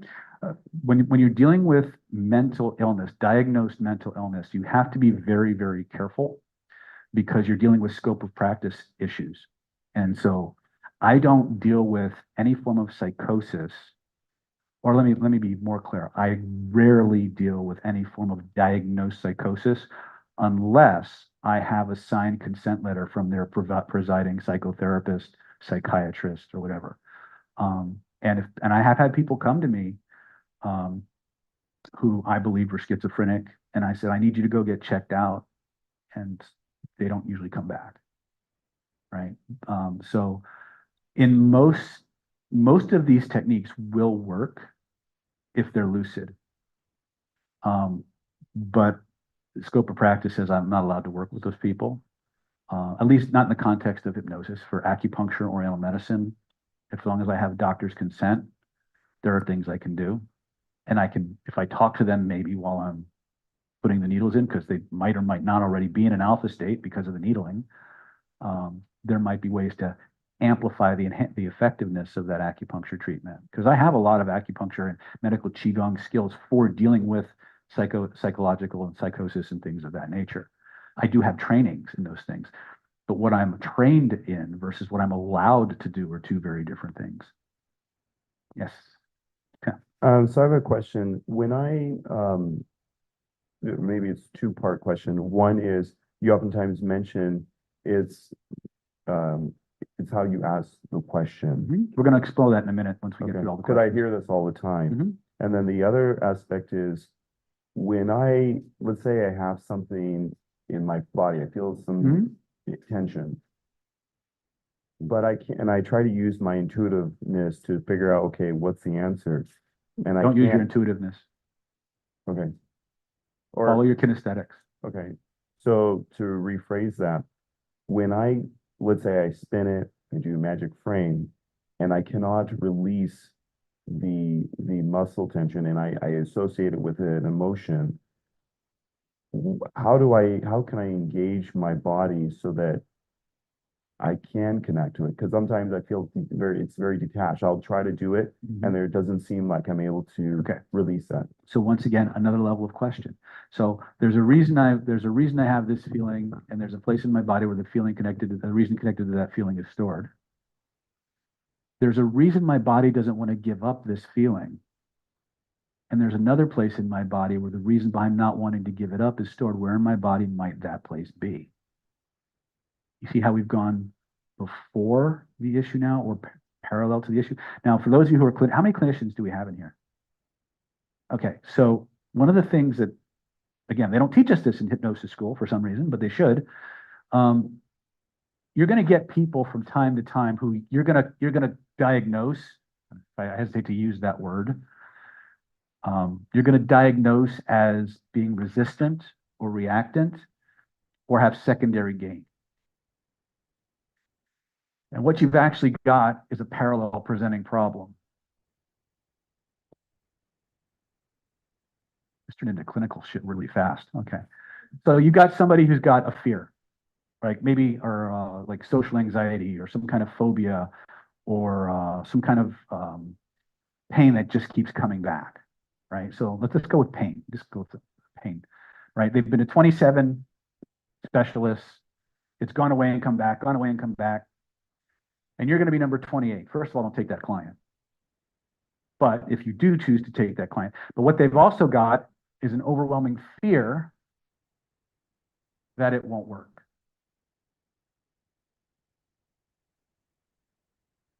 Now, what most clinicians will do and most therapists will do is they will talk about how there's nothing to be afraid of, how they'll give the person all the facts, figures, rationalizations for why they don't need to be afraid, why it can work for them. Believe me, that's the 28th time they've heard that shit. Okay? What you've got is a parallel presenting problem, but it's not actually parallel.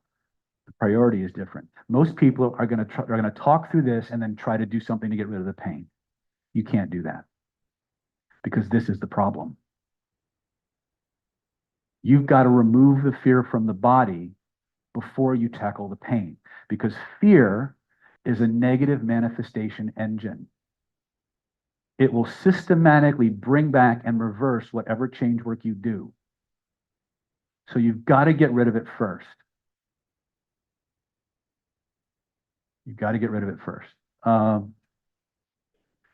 Let's go Maria and then Joseph. I did not intend for this to get so clinical.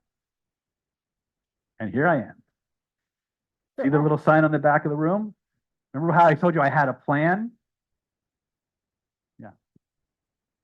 So I have two questions. The first You one, only get one. No. She doesn't know when to take me seriously half the time. the first one is, for some strange reason, I get triggered in a car by myself. Mhm. And so you're telling me to, or basically saying, get a piece of paper, write down with a feeling. Well, I can't do that while I'm driving in a No, car. but you could pull off to the side of the road and do it. So what I've been doing is I've been framing everything while I'm driving. I know it's. Oh, that's much more safe. Easy. So I can't imagine why you might be afraid in a car. I have a system. Very well, actually, because I'm still alive. That sounds like something Moss would say. So You wouldn't understand until you've driven with him, but that's all right. So my question is, if I leave it alone and I mentally remember where it's at, or roughly remember where it's at, I go home, because two things might happen. Either I do remember, I feel and I work on it, but what if I forget, but I know there's something there? Do I just pretend? Yeah. Yeah, the secret hack to all of this is to just pretend. It's in the Bible. Be as little children. Now, you thought it was just a parable, but it's actually a code. It's teaching you how to access the part of you that controls everything. And if you get your body, how many people have ever been little children?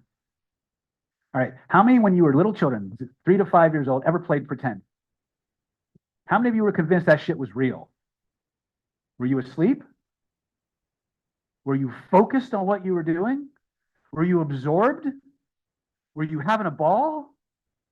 Ladies and gentlemen, that's all you got to do, and you can make any change you want. Because the part of you that controls all your shit is the same part you played with as a child. So all you got to do is play pretend and act out the change, and you'll start to make changes. Now, sometimes you hit home runs, sometimes you get base hits, but you'll get change. Okay? And since we're on the subject of change now. So my next question was going a little bit back is, how would that look like when you say, can you hear it? Can you hear it? What would it look like if I say, can you hear it?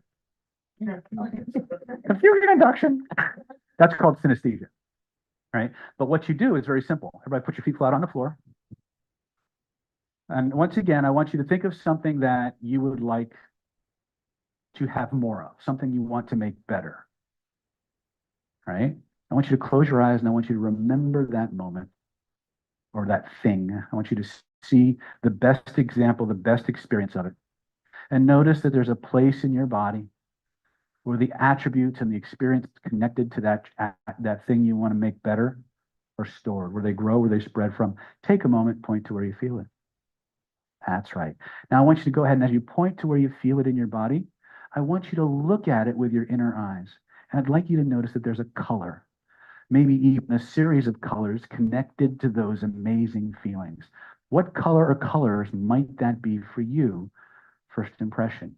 Now, whatever it is, I want you to take both of your hands. I want you to reach inside. I want you to grab every morsel of that amazing color, take it out, and hold it in your hands in front of you. Make sure you get it all because we don't want to miss a drop of this amazing goodness. As you hold it in your hands and you look at it, I want you to notice, did the color change or stay the same first impression? Whatever it did, that's perfect. Now I want you to notice it's moving, it's spinning in a certain direction. What direction is it spinning? Just show me with your hands. Excellent. Now, just for fun, hold it up to your nose and take a good whiff. Notice how good it smells. Notice what it smells like. Hold it to your ear and listen to it. Notice what it sounds like. And if you're really brave, give it a lick. Notice that. That's right. Now, as you notice the direction it's moving and spinning, I want you to grab it with both of your hands, and I want you to play with the direction it's spinning. And I want you to keep playing with the direction it's spinning until you find the direction that makes it even better. And when you find that new direction, I want you to spin it like a wheel and double the spin, double the speed, double the force, double the magnitude. Keep doubling it over and over and over again until it takes on a life of its own, until it's impossible for it to go back the way it was. When you know you've got it, slam it back into that spot. Feel the rush. Notice that this new program works its way deeper and deeper and deeper into your body. Any program, any belief, any memory, any experience that's not in harmony with this new set of instructions, your neurology is going to begin to shed. It's going to begin to purge, like a snake shedding its skin, like old software being uninstalled by newer, better, more powerful software. There's no need to measure it, manage it, or make it happen faster.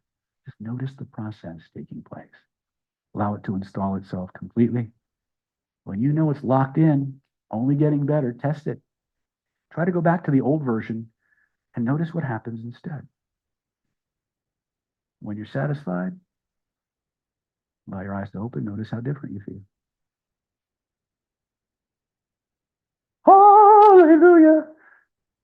Give yourselves a big round of applause. So let me ask you a question. When I said point to where you feel it, how many of you missed? How many of you missed? In other words, when I said point to where you feel it, you went right to the spot. Yes? None of you missed. Oh, so there's a part of you knew exactly where that shit was, huh? When I asked you to close your eyes and look at it with your inner eyes and notice the color, how many saw colors? Ah. When I had you to reach in and grab it, take it out and hold it in your hands, I said, notice, did the color change or stay the same? First impression. How many had a color change? How many didn't? How many had color change? Excellent. Perfect. When I had you smell it, what happened?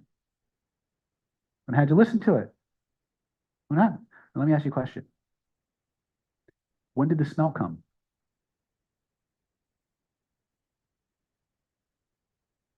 When I asked for it. So you mean you saw color and you saw it moving, but there was no smell. And then you licked it. Right? Was there a taste? So, okay, that's fine. Taste is kind of pushing it, but my point is,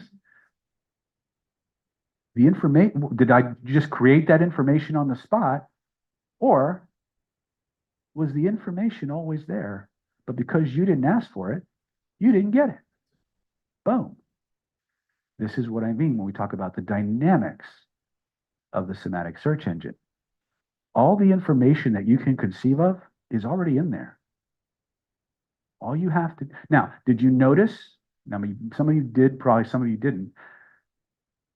Did you have any problem with absorption and focus during that exercise? No, you didn't. Why? Any ideas? Because I kept asking you to go in and get more information.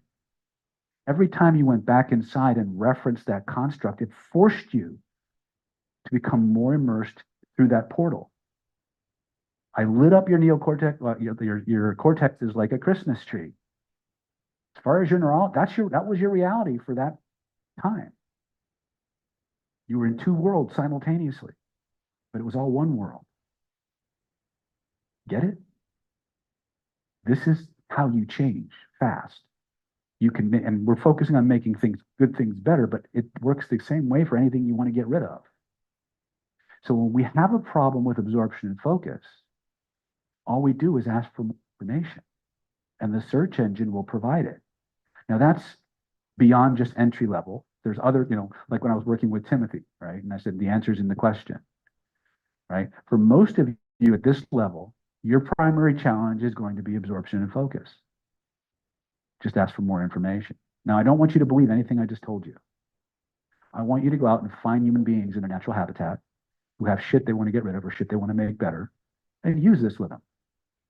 Spin that shit, spin it up, spin it away. We're going to do that in a minute. Timothy. I've tried it and I've stepped away from it. When I try to, let's say I have something I want to get rid of and I use the five senses, I find it's a little, is it still beneficial to do it? Because sometimes I feel like for me at least, the emotion is a little heavier. So is that a good way to provoke something? Well, you're going to provoke something, right? Again, the more you start digging it out, the reason I did this whole thing with the somatic search engine wasn't so you can go after the smells and the tastes and the sounds and all that other stuff. I did it to show you that you get what you ask for. And the ultimate conclusion to that is the answer to the problem is in the way you ask the question. The solution is always in the question. So I'll give you one more principle that relates directly to this. Some of you get it right away. Some of you might have to meditate on it for a little bit. What the nervous system creates, the nervous system accepts. Human beings, human nervous systems never resist themselves. So as a hypnotist, Lisa can come to me and says, I want you to help me, grow my cleavage or whatever. That's her specialty, by the way. She does hypnotic breast enhancements. She's a master at it. She can go up and down a cup size like you can pop popcorn. And she's a great stage hypnotist. So, but my point is, yeah, I'm very serious, 100%. Here we go. I don't know when I lost control. All I had to do was mention boobies. There we go. The lizard reigns supreme. But here's the thing.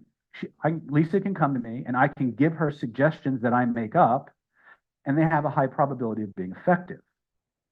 But if Lisa creates her own suggestions, which is going to be the most effective?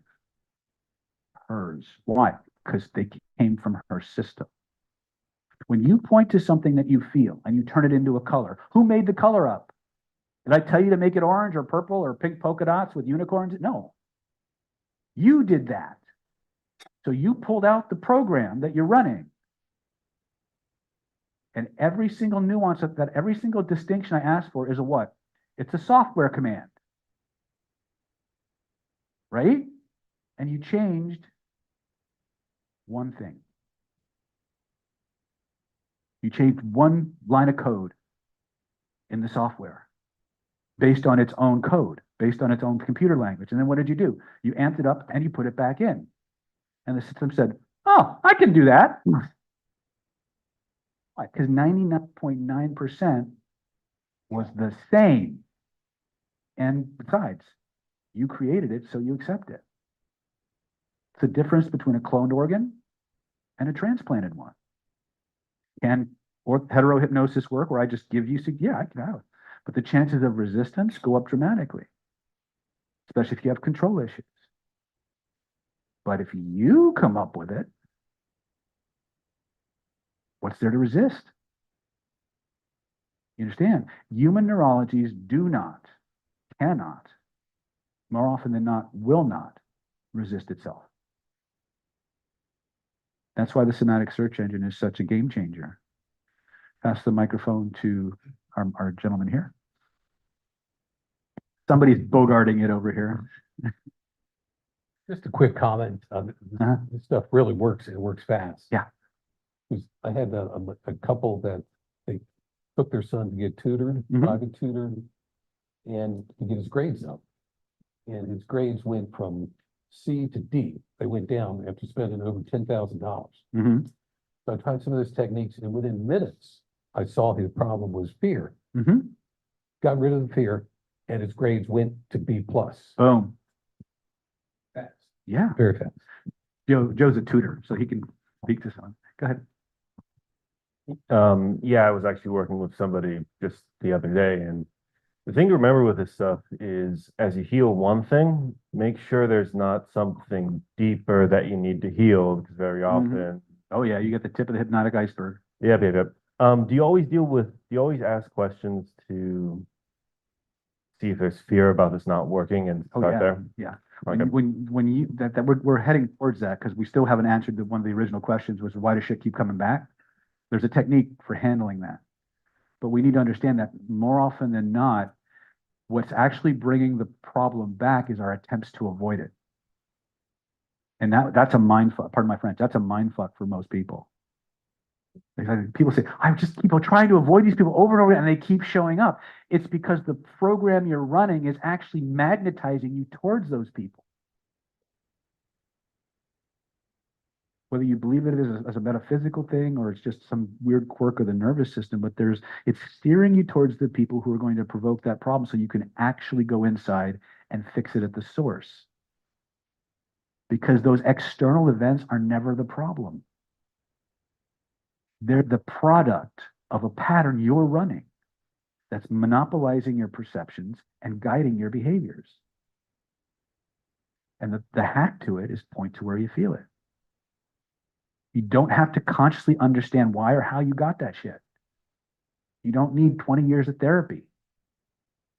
If you can point to where you feel it, you can access it, and you can begin the process of change in a measurable way.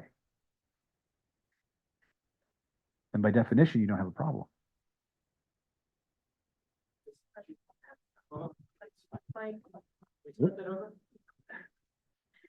Okay, what if you have a problem? But What's the you- problem specifically? I mean, Let's walk through it because I've heard this question before, so I want to know where she's coming from.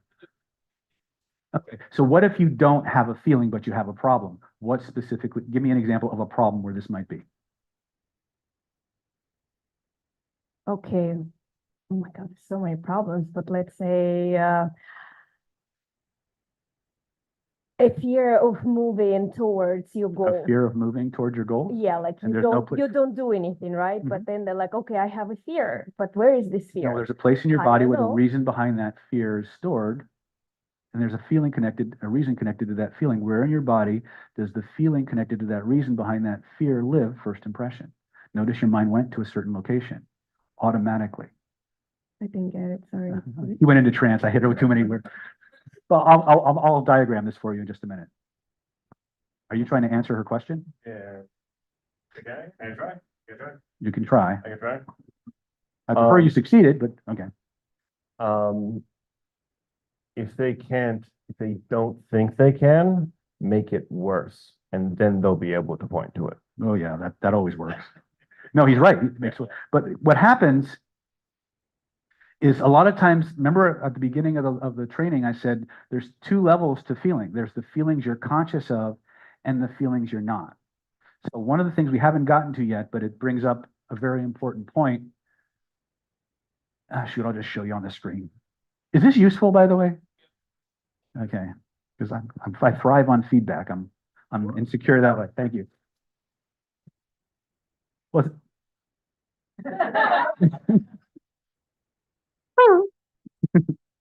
okay. One of the things that most of these guys take for granted, which I haven't covered because I've been focusing on other things, is something called dialoguing with the unconscious. So the 6 dynamics of an unconscious response. For a lot of you, this will be review, but for people who are brand new, this is when you're going to start dialoguing with the part of you that controls all the stuff we're talking about. It's normal for us to try to relate to this part through the lens of the neocortex. But you have to remember that the neocortex is the only part of you that works in language. When you're dealing with the mammalian brain, the reptilian brain, the brainstem, and the spinal cord, you're dealing with sensation, and you're dealing with syntax and direction. In other words, all the qualitative things that we pay attention to rather than the words. So when you start to dialogue with the autonomic part of you, the part that controls your heartbeat, your long-term memories, it will always answer first, usually non-verbally, right?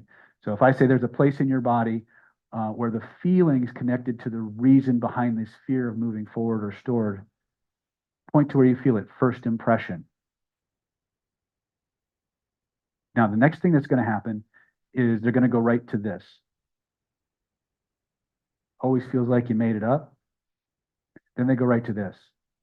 You always have an urge to edit what just came up. Sound familiar? This is something you have to tell you as practitioners working on yourself. But those of you who are clinicians, if you're going to use our methodologies, even if you don't use our methodologies, but all you did was implement this, 90% of your resistance to your change work would go out the window. Okay? So the 6 dynamics. Unconscious mind always answers first, usually non-verbally. So a lot of times when you see me come up to bring somebody up for a demo or something like that, what's one of the first questions I ask them? Is it okay to change this? Part 2, is there any reason why you might want to keep it? Now that's a question I learned in kinesic interview and interrogation. And I'm watching their face. Because what answers first? The unconscious mind, usually non-verbally. So if I see any form of hesitation or indecision in their non-verbals, when they verbally answer me and I hear any form of incongruity or uncertainty, I'm going to go right to the magic frame technique. I'm going to skip whatever technique I intended to do, if it wasn't magic frame already, and I'm going to go right to the magic frame because I need to resolve the reason they have for keeping it. Okay? So a lot of times when people say, I don't have a feeling, they're working from their neocortex. So you have to jump to the limbic system and into the brainstem through their imagination. And you do that, well, pretend if there were a place in your body where that feeling were stored, a place you could touch, first impression, where would you point? There you go. And there it is. Does it matter if that's actually where it is? No.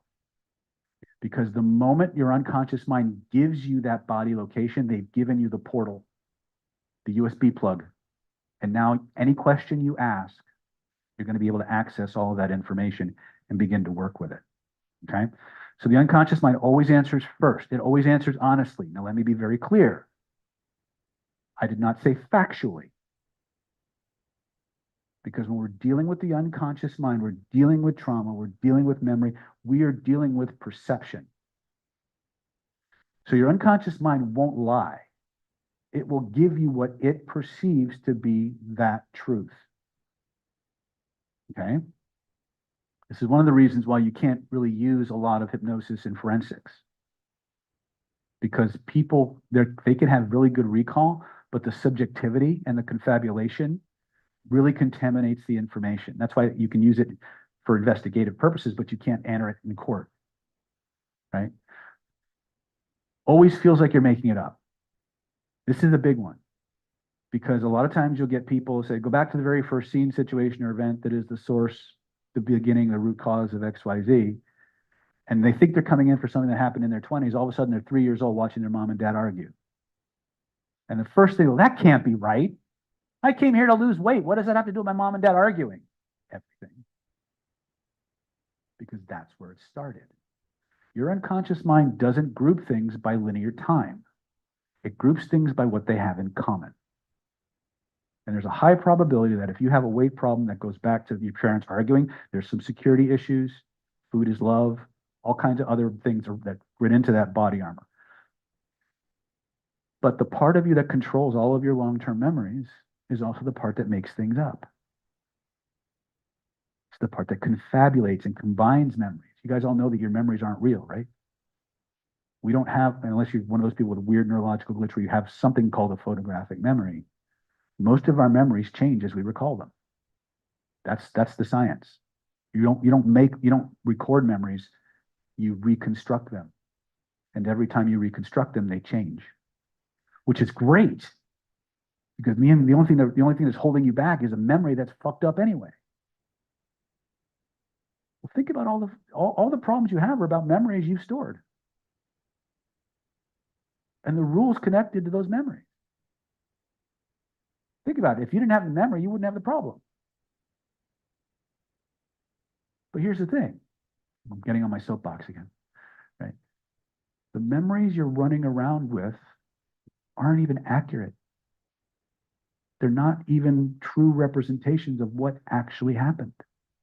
And every time you recall them, they change again. So here's the question.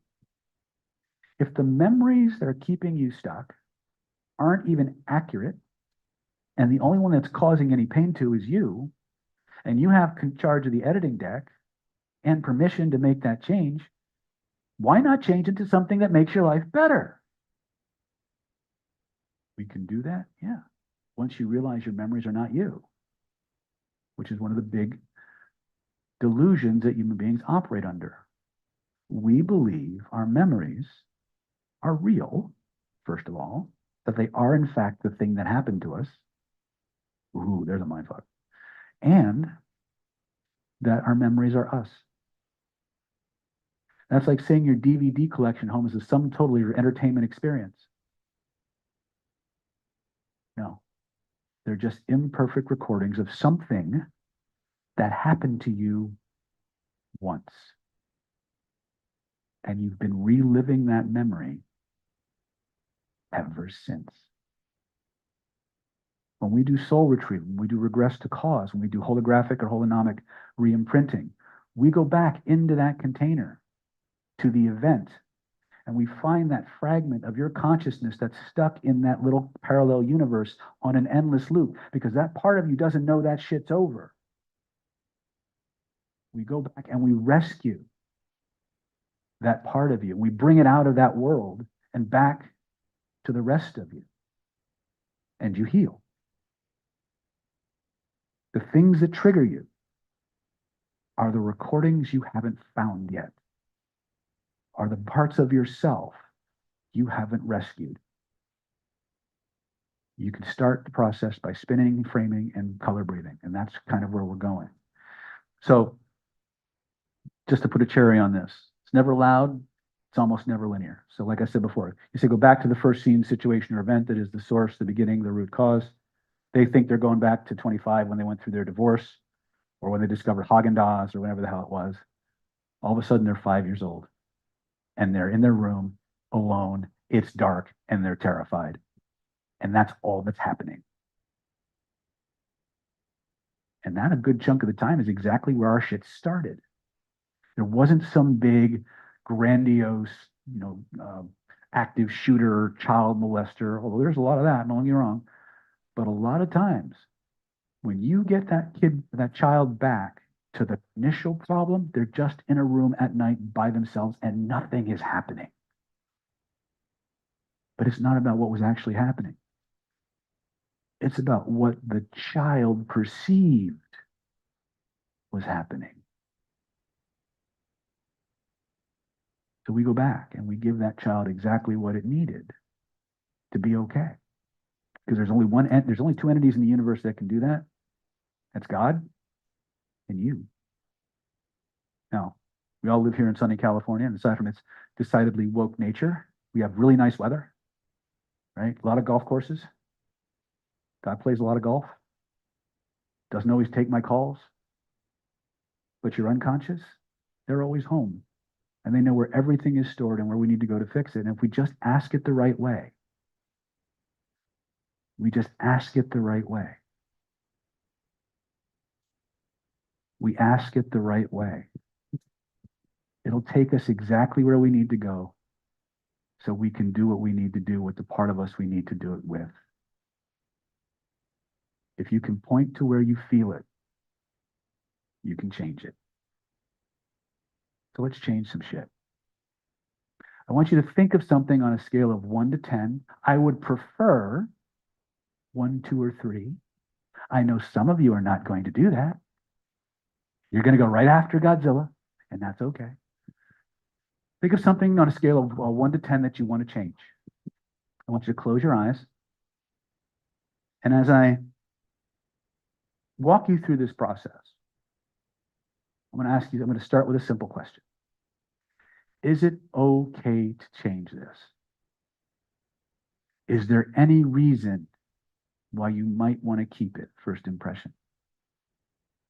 Excellent. I'd like you to notice that there's a place in your body where the feeling connected to that thing you want to change is stored. Point to it, first impression. That's right. There you go. And it might be in more than one place. Point to both of them and decide which one you want to hit first. That's right. Realize, tell your unconscious mind if there's more than one spot, we'll get that one next. If there were a picture floating in the space around you that represented that experience, picture you could reach out and touch, where would you reach out and touch it? First impression. Take the other hand, reach out, touch it.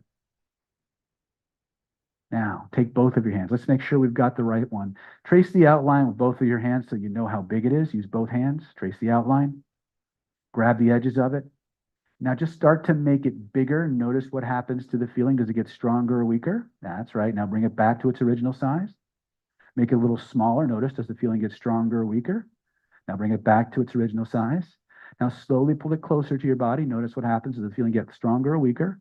Whatever it does is perfectly okay. Now put it back to its original location. Now what I want you to do is I want you to use your imagination, put a massive, big, thick, black frame around that thing. Now, most of you are too young to remember when televisions had real dials and knobs and switches instead of touch screens and remote controls. But I want you to feel along the base of that frame. You're going to notice some dials and knobs and switches like on an old style television. I want you to find the knob that controls the brightness or the contrast.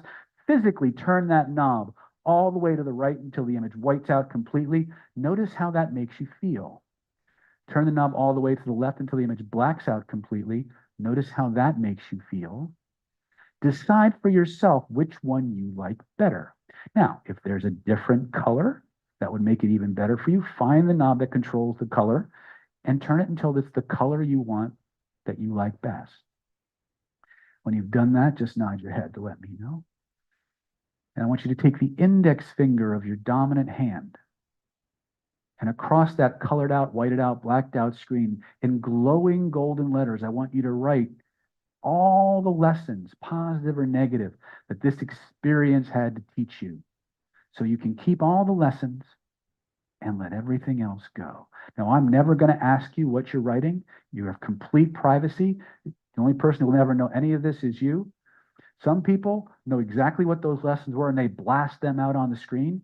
Some people have no conscious idea what those lessons might be, but the part of you that created that picture, the part of you that created that feeling, the part of you that controls that finger knows exactly what those lessons are, what needs to be kept so that everything else can be let go. Give that part permission to start writing across that colored out screen. Now, some people will draw squiggles. Some people will draw pictures. Every now and then you get a rage monkey. They write, fuck you, fuck you, fuck you across the screen. Every now and then you get people write with both hands simultaneously. They're writing Chinese or Hebrew at the same time. The screen will scroll like a tablet will scroll. So you have an infinite writing space. Take all the time that you need to write all the lessons on that screen so you can keep all those lessons and let everything else go. If feelings and emotions come up, write them on the screen too. Put them on the screen. As it comes up, it comes out. As you feel it, you reveal it. As you reveal it, you heal it. Solved, dissolved, and resolved from the body. Solved, dissolved, and resolved from the mind for all the right reasons. Just keep going. When you know it's done, you just nod your head to let me know, and we'll continue. Perfect. You guys are doing great. If you're yawning, you're changing. It's all good. You may notice your body doing all kinds of weird shit. Some people laugh, some people yawn, some people cry, some people twitch, some people feel waves of emotion coming up. Some people get hot all over. It's all good. Anything your body does is you changing. When you're done, reach up, shrink that frame down to the size of a postage stamp or even smaller. Notice how the feelings in your body shift and change. Your other than conscious mind begins the process of moving that frame up over the top of your head, all the way back beyond the horizon till it disappears below the horizon completely. And you all know the sound a hammer makes when you're banging on a nail. Feel it nailed back there for all eternity, impossible to come back. When you know it's nailed back there for all eternity, impossible to come back, test it. Try to bring the old feeling back. Try to turn the new feelings off. And notice what happens instead. Everybody processes at different speeds. Take all the time you need to let your neurology finish the process of letting go. When you're done, allow your eyes to open. Notice how different you feel.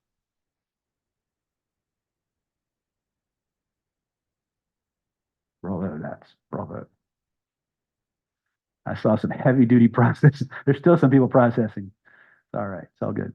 Let's take a 5-minute drink break while you guys kind of get back into your bodies a little bit, and we'll come back and we'll debrief. Lots of Girl Scout cookies, candy, water. The more, again, remember, we also have a weight loss program, so the candy's free. Eat as much as you want.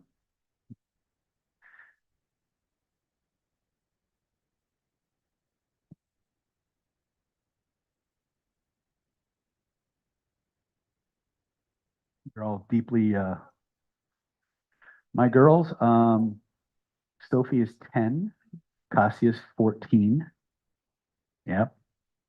Yep. Yep. And Tracy is, I think, 32 or 33.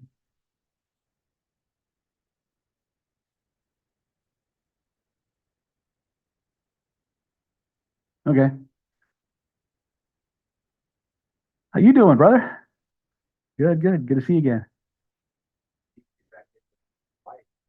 Huh? Oh, you didn't get back in? Uh-huh. Therapist kept saying, wow, you're making great strides. I'm like, yeah, because I'm sitting there. You'd love to hear that. Yeah, I'm seeing somebody else. They're giving me the results that you're so happy with. It's all good. I'll tell Don you said hi. Yeah, they're gonna take out the plate, Mm-hmm. put in by next week, because bones heal, but I'm at about 75%, but I can't get past that. The strengthening. Strength wise? Yeah, it's irritating, something that plate is. Okay. But they're going to take the plate out and then you have more rehab, I assume. Yeah, and Yeah. then out the joint. Okay. We can clear out some of the emotional gunk that's in there. So yeah. One of the things I learned because actually when I started seeing clients, 80% of my work was intractable pain. That's actually when I got out of acupuncture school, I didn't actually start doing acupuncture. I started doing hypnotherapy. It was just one of those things that evolved. But everything I did was off medical referrals from Dawn, because she got really good at figuring out which was psycho-emotional versus what was mechanical. So she just started referring all of her intractable pain clients to me, and that's where we got started. And even when there's biomechanical damage, a huge percentage of the physical pain is not biomechanical. It's the emotions around the injury. And again, I knew this from my hypnosis training, but I learned it even from a different perspective in my medical Qigong training, is that a lot of times the pain that we've got isn't from you, it's from the surgeon. So when a doctor says, you look good, it's like, oh man. I'm not here looking, I'm here to feel right. Mm-hmm. Yeah. No, because what happens a lot of times is, like in China, if you know you're going to go in for surgery, they will bring all kinds of gifts to the surgeon before the surgery, because they want the surgeon to be in as happy a mood as possible, because they know that the mood that the surgeon is in will pass through the scalpel and into their tissues. So that's a tradition in China, but it's based on energetics. Yeah. Well, we know from clinical hexing and from hypnosis that whatever, when the patient is on the table and they're deeply anesthetized, they hear what's going on. They're not conscious of it, but it's going in. They can't shut that off. So it's, yeah, we call it clinical hexing. It's like football. There's two halves. First half quarterback is great. Uh-huh. The play it, but he's too afraid to take it out. Yeah. And so it's like, you gotta find the master to take out. It's complicated Mhm. and just to really finish. Bring him lots of gifts before the surgery. All right. How'd you guys do with this? Pretty good? Yeah. This magic frame technique is actually a variation of a technique called a resource organizer I learned many, many years ago. But the first time I learned it, like I have this, you ever hear the expression where there's smoke, there's fire? Right? The first time I learned it, my Snyder sense started tingling. It told me that there was deeper level to this technique, or a deeper significance to this technique than in the context in which I was being taught it. And so I've taken it and have used it for just about anything, really. But one of the reasons, this goes back to the very first question that was at the top of our list, patterns that keep coming back. One of the reasons that patterns keep coming back, aside from us trying to avoid them, is that when your unconscious mind, or when you go through an experience multiple times, or either multiple times, or one that is significant enough that it triggers the trauma recovery mechanism, it will. So think of it, primary trauma or basic trauma is massive event, trauma mechanism gets activated, now you have an issue. Or lots of little traumas happen, it reaches a critical mass, it flips the trauma switch on, and now you have an issue. So that's the difference between complex and primary. But regardless of how you get there, at some point, the unconscious mind says, I need to protect so-and-so from this ever happening again. And so one of the things that happens is that the lessons that to keep you safe are in that container. Now, when you see that nice little diagram that I showed you, it's very pretty and it's static, but it's more like vibrational soup.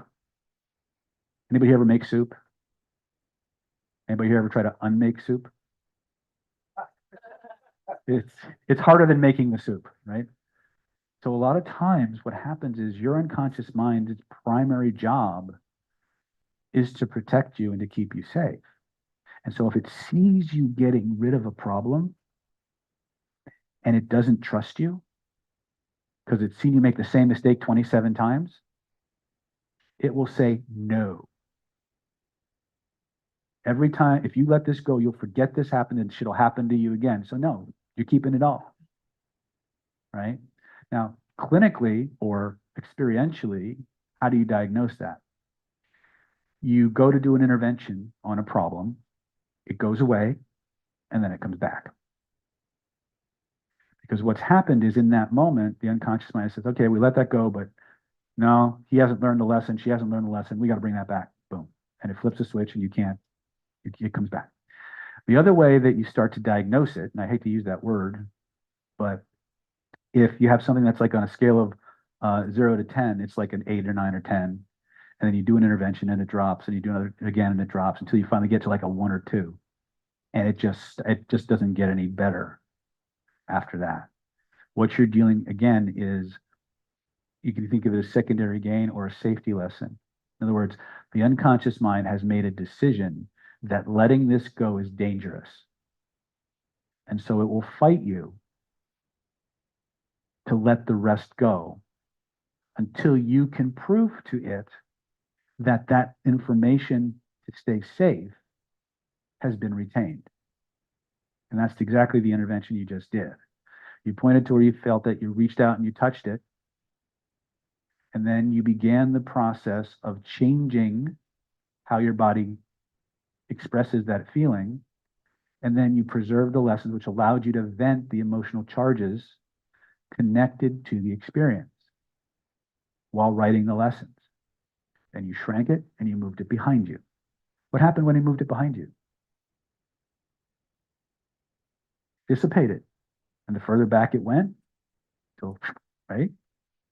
99% of humans will experience that without me having to tell them, right?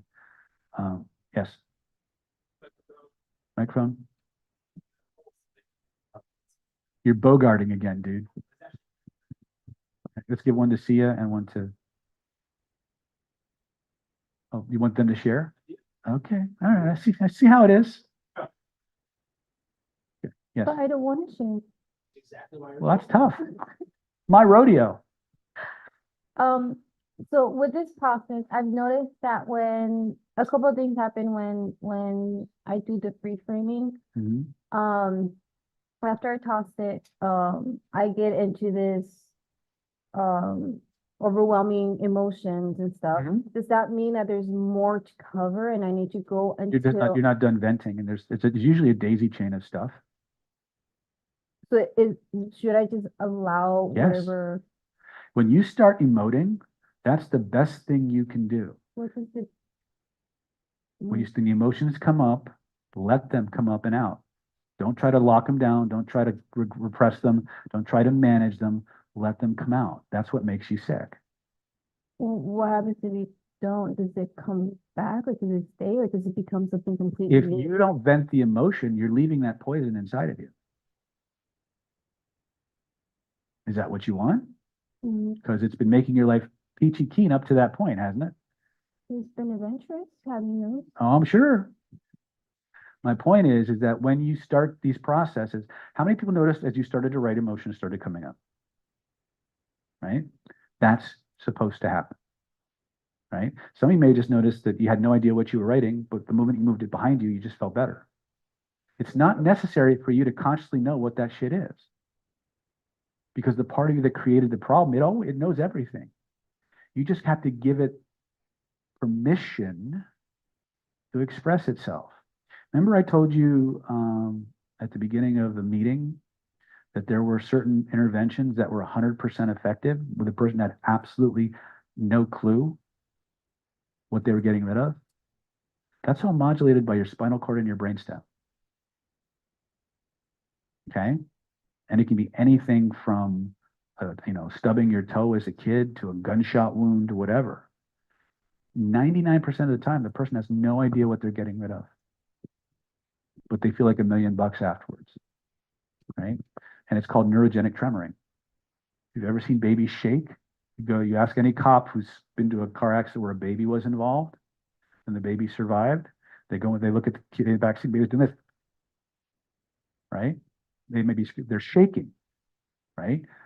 That's a normal mammalian response designed to vent traumatic experience. Between the ages of 0 and 3, that's normal. At about somewhere between 3 and 5, the ego takes over and we start to lock it down. If you look at children, babies especially, when they're shocked, when they're in trauma, they do this. Their hands are wide open, they're out to their side, because the energy is coming out of the pericardium, out the palms. And then about somewhere between 3 and 5, they start doing this. And they're locking that shit back in their bodies. We socialize them into it. We socialize them into it.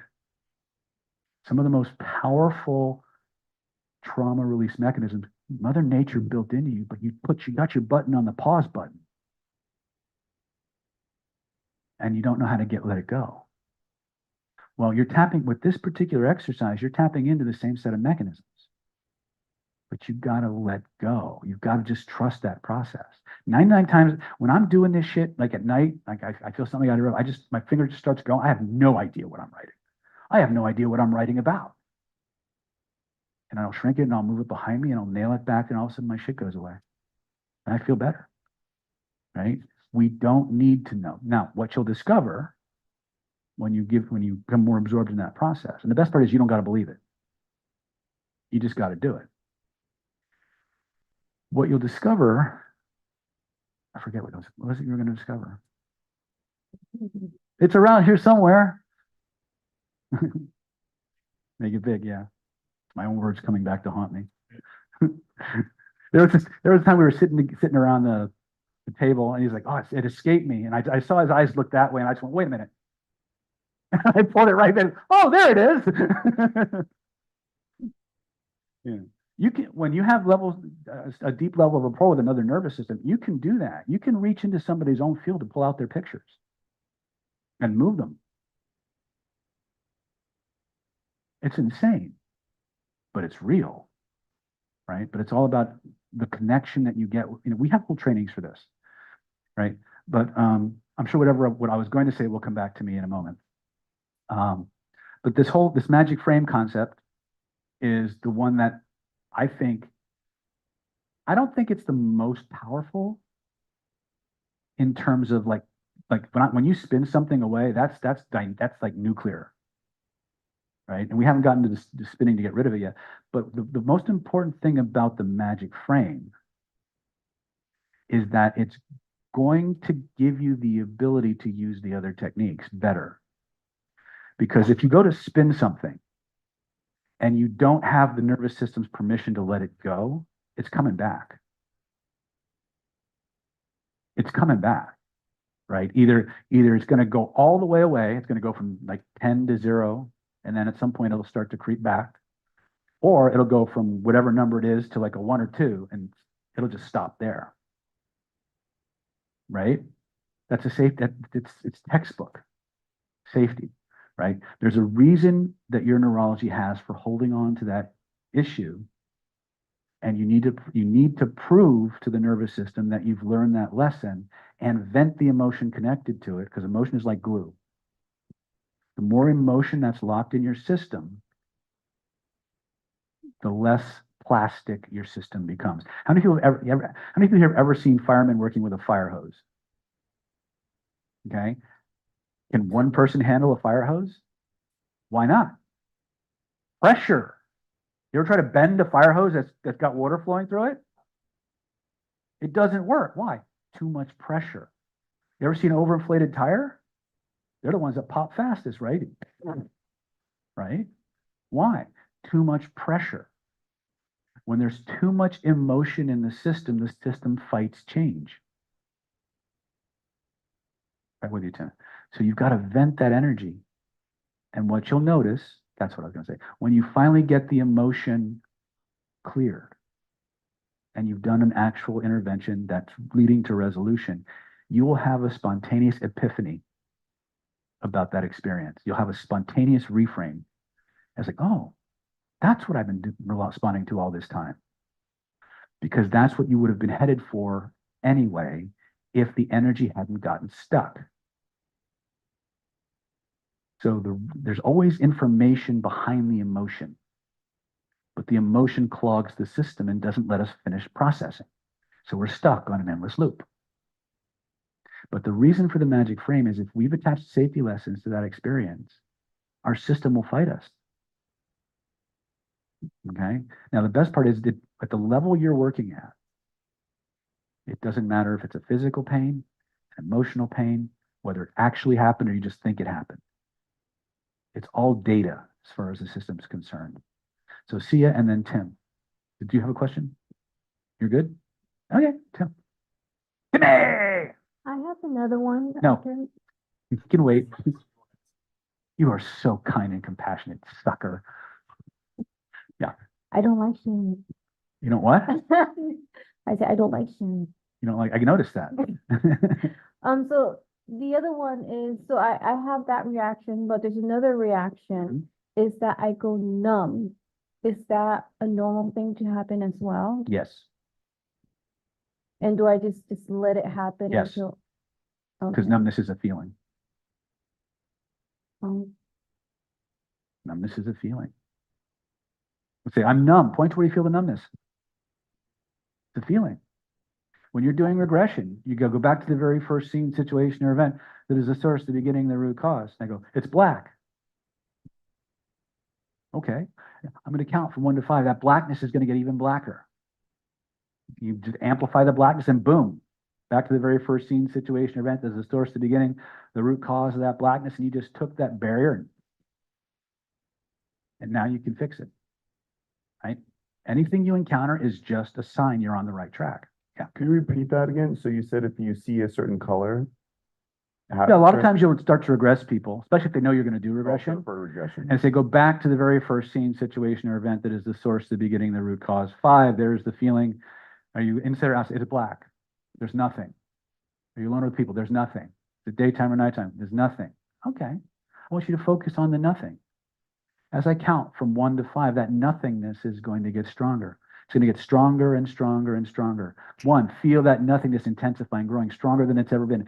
2, bigger, badder, better, stronger, like a gate to the past, throwing you back in time to the very first scene, situation, or event. 3, there's that nothingness getting even stronger. 4, on the next count, back to the very first scene, situation, or event that is the source, the beginning, the root cause, and then boom, 5, there's the feeling, inside or outside.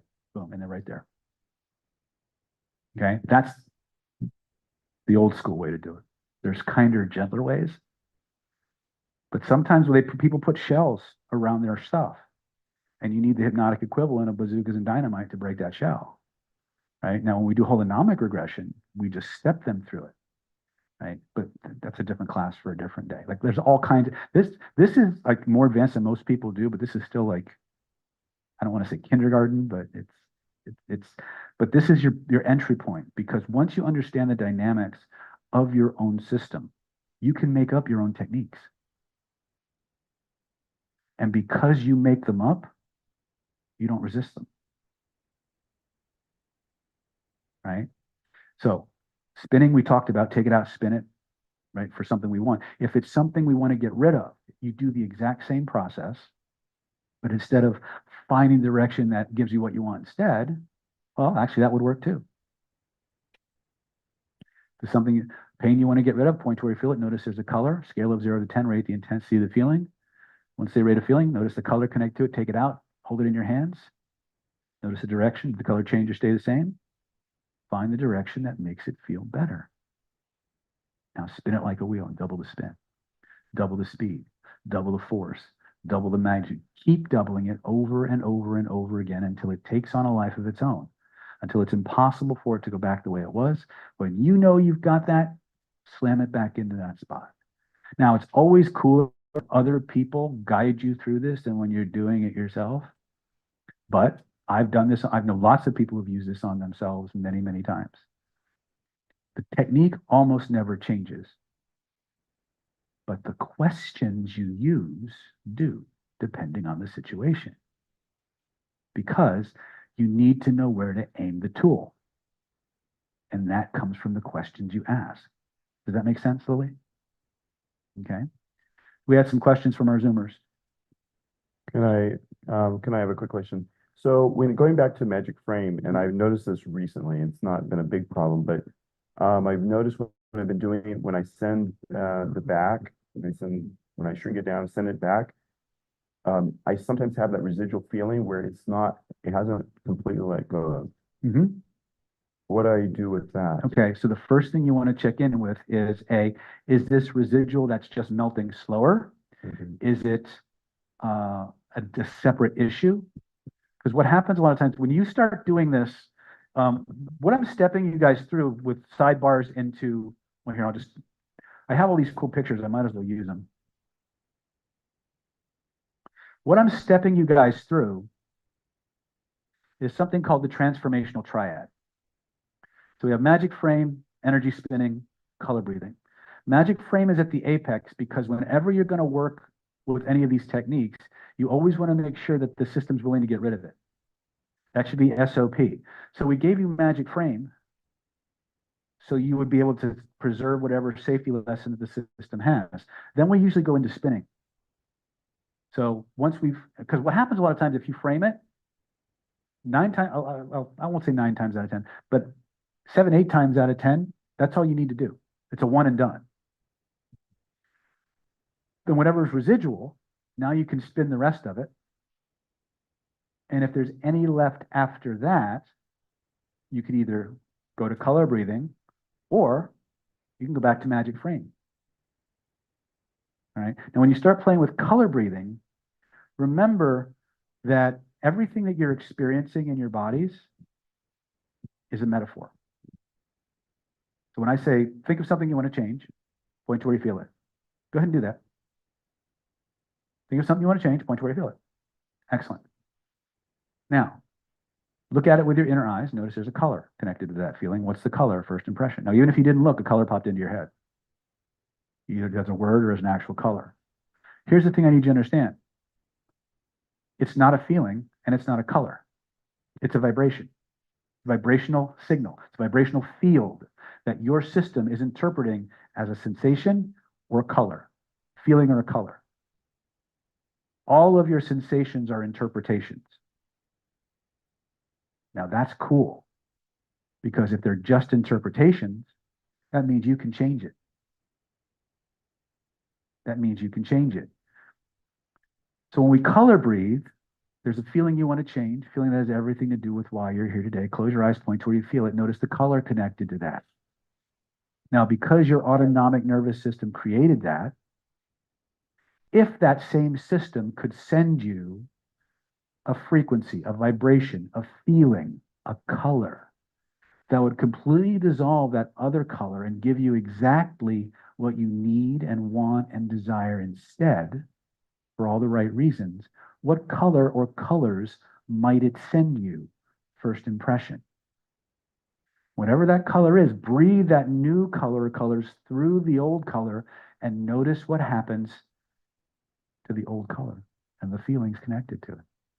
Now, some people will notice it dissolving fast. Some people will notice it dissolving slow. Just keep breathing that new color through that space in an infinite, ever-expanding supply, and just notice how the feelings in your body shift and change as that new color does its work the way it was intended. When you're done, look up here.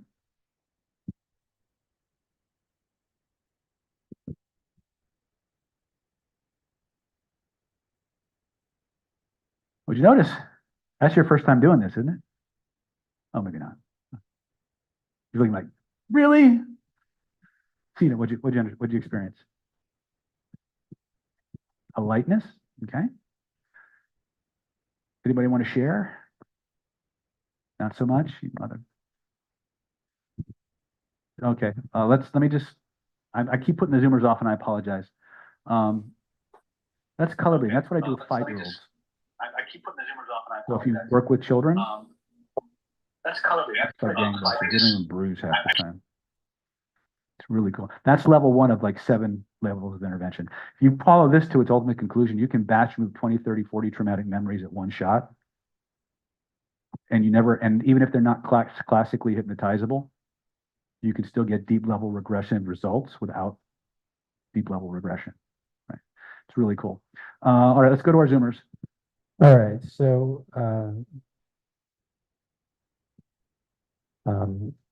Zoom questions. All right, going back from the beginning, one person was asking about the who are you? We'll see if we get to that or not, but that came up. Next question, going back to the unconscious mind driving the bus, the question was, so can we get ourselves to the point where we consciously drive the subconscious? Yes. Great. But not 100%. Because if you had to manage all that stuff, you would die. Yeah. No, seriously, there's too much information there for you to conscious. Now, can you influence, control, and command it? Yes. But that's as far as it goes. You can command it, but you can't do it.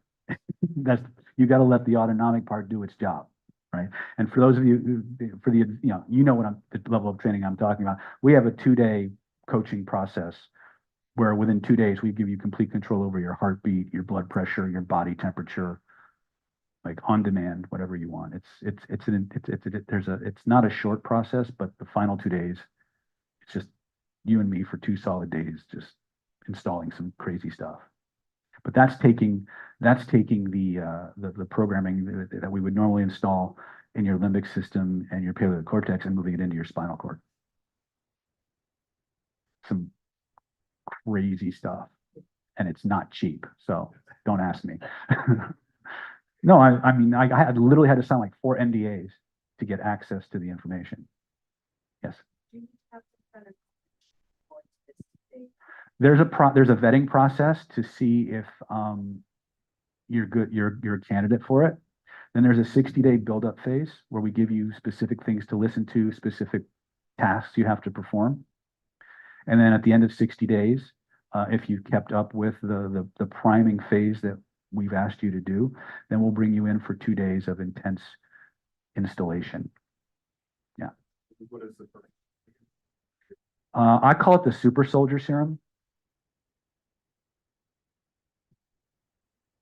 It's whatever, think of it like this. Imagine if you could be brainwashed into exactly what you wanted to be brainwashed into.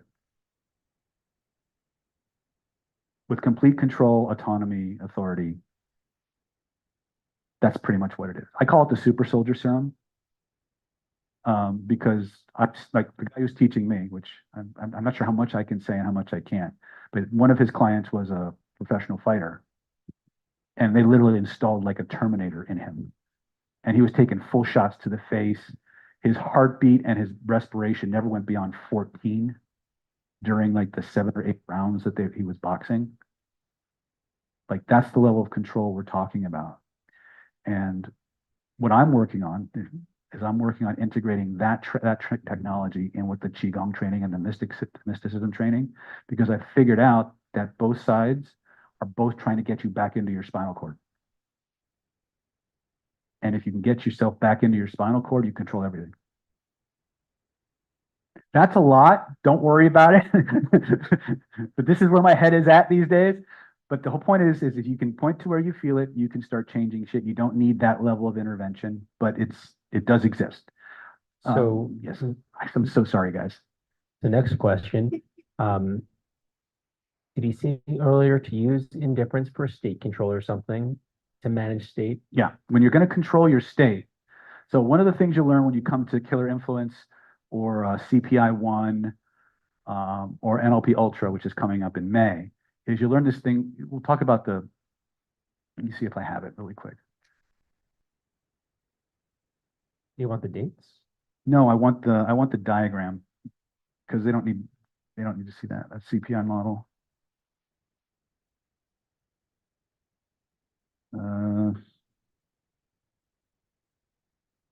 That's not helpful. You know what? I'll just draw it. So you have what we call the Universal Persuasion Protocol, the UPP, right? It starts with controlling your state, getting rapport, using whatever language skills you have, and then you manage the state of the subject or subjects and its state. You jump into their process.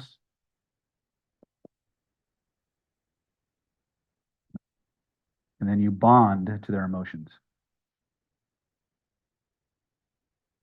And when you use that formula, you can pretty much get anyone to do anything you want, anytime, anywhere, under any circumstance. Right? When you get really good at it, you only need to do these 3. And your closing rate, your sales rate, your conversion rates will jump by leaps and bounds. Your compliance will go off the charts, right? How many people have been to Killer Influence or CPI? Just raise your hands. If you want to know about it, talk to those people. But when we teach you about controlling your state, there's this thing you'll learn called physiological state control and volitional or cognitive state control. Cognitive state control is what you do with your will and intention to change and manage your emotional states. So one of the ways that we start to train you with that is we actually borrowed some drills from method acting and things of that nature. So what you do, this is a long drawn out way to give a frame to what I'm about to say. You take 2 emotions that are polar opposites of each other. You have a 0 point. You practice intentionally going into the positive state as far and as deeply as you can, for as long as you can. And then you intentionally bring yourself back. You break the state.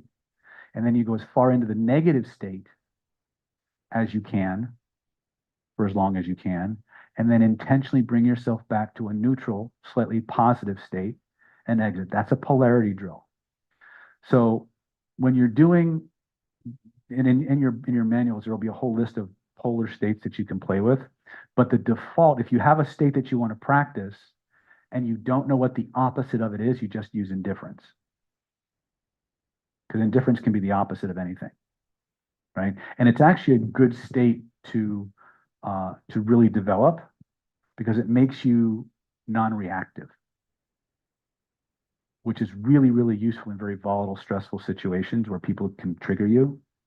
That indifference allows you to pause and hesitate so you can inject change into the interaction without responding from your reptile brain. So it's actually a really good state to cultivate. Yeah. Second part to that question, will using indifference for state control cause emotions that would want to be felt, eventually blocked by the habit? Say that again. Will indifference lead to the effect of stuffing and blocking things down? Not if you're not using it to stuff and block things. So to clarify then, if you're using indifference just to navigate through, it won't create a propensity towards stuffing and blocking. Yeah. Well, if something gets through your indifference that triggers you, then you need to go back and clean that up later. But if something's coming up within and you summon up a state of indifference to put the genie back in the bottle, that's going to come back to haunt you. Because that's dissociation. Dissociation never leads to resolution, it leads to stagnation. So when do you know when it's appropriate to do that versus self-destructive? You have to reconnoiter the situation and decide what states are going to be useful first. Most first responders are going to have some level of dissociation because they're going to be, and they're always going to have that on tap because they're going into very dangerous, highly fluid, deeply traumatic situations, right? But they know that going in. The problem is they never turn it off. And so they never vent that stuff, and they've accumulated all this toxin from all these emotional traumas and issues, and that's what festers, which goes back to what, when Maria was talking about, when you pull the cork out of something and those emotions come out, the worst thing you can do is try to stuff them back in. If you're vomiting that stuff out, sometimes literally or metaphorically, it's because your body wants to get rid of it. It's like having food poisoning and refusing to vomit. That's literally what it's like, right? And every time you think about stuffing an emotion that you know needs to go somewhere, I want you to think about what I just said, right? Because again, I have to motivate. I want to motivate you towards. No one ever wound up in my chair because of things they were expressing. No one ever, when I work with tumors or things, no one ever had a tumor because of things they were expressing. Okay, so I'm going to encourage you when you find those pockets of emotion, when you find those memories and those stories that are locked in your tissues, find a safe place and vent that shit, and then journal on it, right? Just to get the epiphany, the lesson, right? I'm not a big fan of journaling, but it keeps coming up in every behavioral application I study. And I understand why, I just don't like it. Yes. The next question was about progressive desensitization and like whether or not that's really a useful approach to things. Yes. So what's the limitations to its usefulness versus What's the limitations like to it? versus If resolution? all you're doing is venting, but you're not resolving, then you're just delaying the inevitable. Progressive desensitization is when we find that pocket of emotion or that traumatic experience, there's going to be a charge, an emotional charge connected to that feeling, or to that experience. The thing we have to do to remember I said what happens when you've got too much emotion, you have an overinflated tire, an overinflated fire hose, you can't work with it. So you have to vent it. Progressive desensitization is a way to vent that emotional charge so you can get to the actual problem and reprocess the experience. But if all you ever do is vent, but you never go in and fix the reason the charge is building up in the first place, like you got a boat with a hole in it, you bail it out really fast, but you don't fix the hole, and so it fills up again. And by the way, this is why a lot of times stuff comes back. And why sometimes the psychologists say that venting doesn't help. Yeah, because they're not resolving anything. They're just venting. Venting will give you a temporary cessation of symptomology, but it won't fix the problem. So you've got to vent, and then you've got to resolve, and then you've got to process those experiences out. What else? These people need a break. Indeed. So just I talked a lot tonight. Jesus. Where do you think I get it from? Let's pie hole. All right. We have, what can I do if releasing? What can I do with releasing and even just being aware of the shit I'm storing / releasing is traumatic in of its own, so I feel safer to keep it inside. But obviously it makes me sick and dissociated even more. Which is more important, being sick or having a moment of pain versus a lifetime of suffering? So, yeah, and I think the other piece of that is like how to approach it if it's so intensely traumatic to face it. Then don't do it alone. See, I love you all. I do, even though I don't know half of you. But you're kind of being a little stupid. And here's what I mean.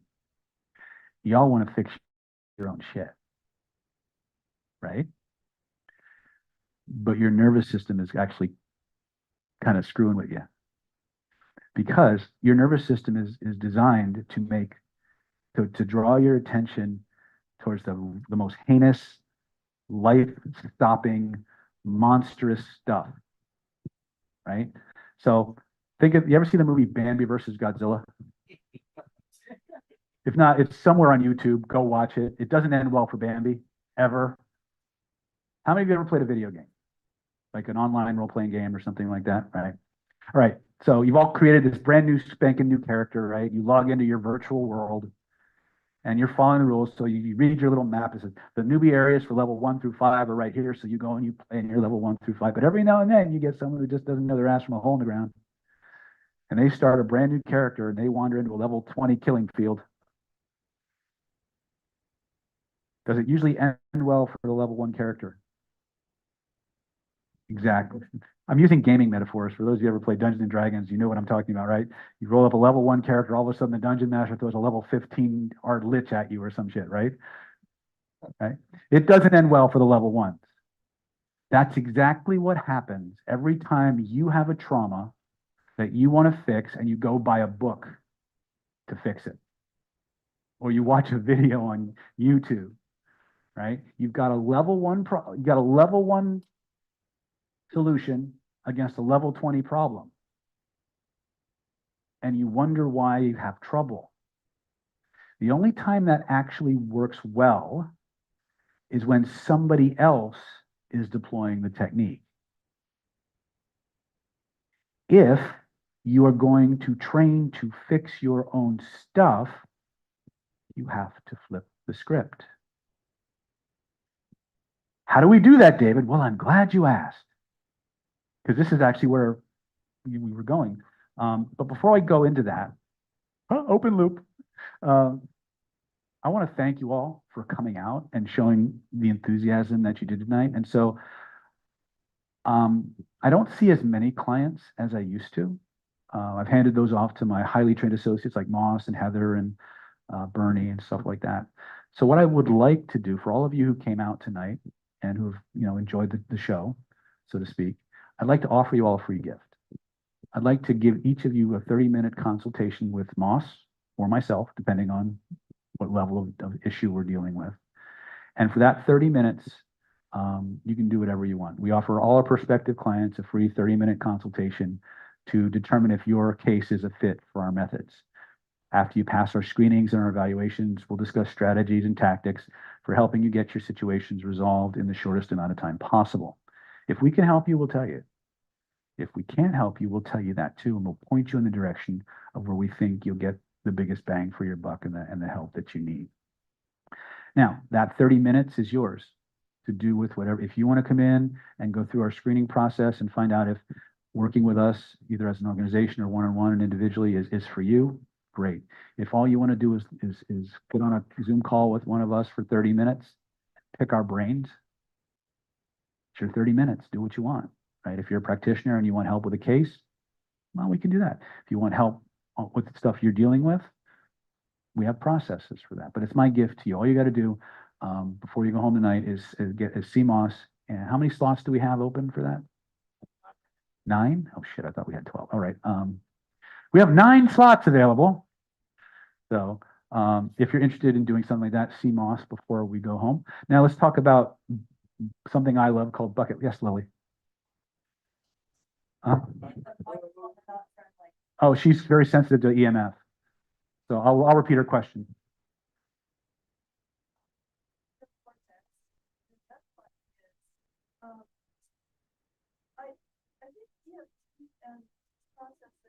they're like two roads that both lead to Rome. Mhm. So what's the main difference or advantage of? Well, I'm arguably biased.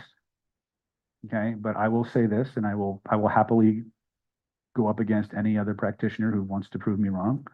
But spinning beats tapping 10 out of 10 times. Yeah. And I say that with no ego because I've tested it. You know, It's more than- it's faster, it's more direct, and the change happens the change is more permanent. It's just more efficient to do it that way. And we've discovered recently that you can actually spin for other things. I literally had a lady spin her things for her horse, and it worked. Yeah, that was just in the last 2-3 weeks. She asked, "Can you do proxy spinning and spin this for other people?" I said, "I don't know. I never tried. Test it and tell me what happens." 5 days later, I did one for my horse, and it worked. Big Bill Bankston, yeah. Well, no, that's image cycling. Yeah, it's a form of spinning, you can think of it that way for sure. But honestly, this stuff, I've been doing this almost 20 years now, Lily, and they'll tell you, I still step back from this sometimes and I go, that shouldn't fucking work. But it doesn't matter what I believe, right? Paleocortex is another way of saying the reptile brain. Right? If you have the book Red Gold, they refer to that part as the paleocortex. Yeah. It just sounds more scientific than the lizard, right? You gotta love your lizard, right? So anyway, so let's talk about bucket listing. Now, one of the things I want you to do, I want to step you through this. Bucket listing is a way of beginning the process of venting and going meta to our emotional issues. So the first thing you're going to do is you're going to get a piece of paper and you're going to list everything you want to change,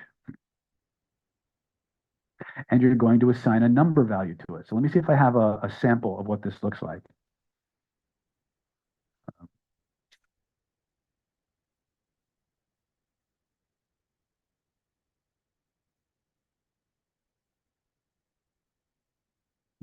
Okay, this is good right here. Okay, so there's 2 ways that you can do bucket listing. I prefer the thematic approach. Can you guys all see the board? Okay, so thematically is I'm going to pick a topic. My example here is fear. So all I'm going to do is I'm going to get out. I usually use a yellow legal pad because for some reason yellow, I think because I'm a spleen person, yellow just resonates with me, but you get whatever kind of paper you want. And when I do a thematic bucket list, the first thing I'm doing is I'm just going to list all the things I'm afraid of. Just brain dump them out on a screen, on a sheet of paper. Okay.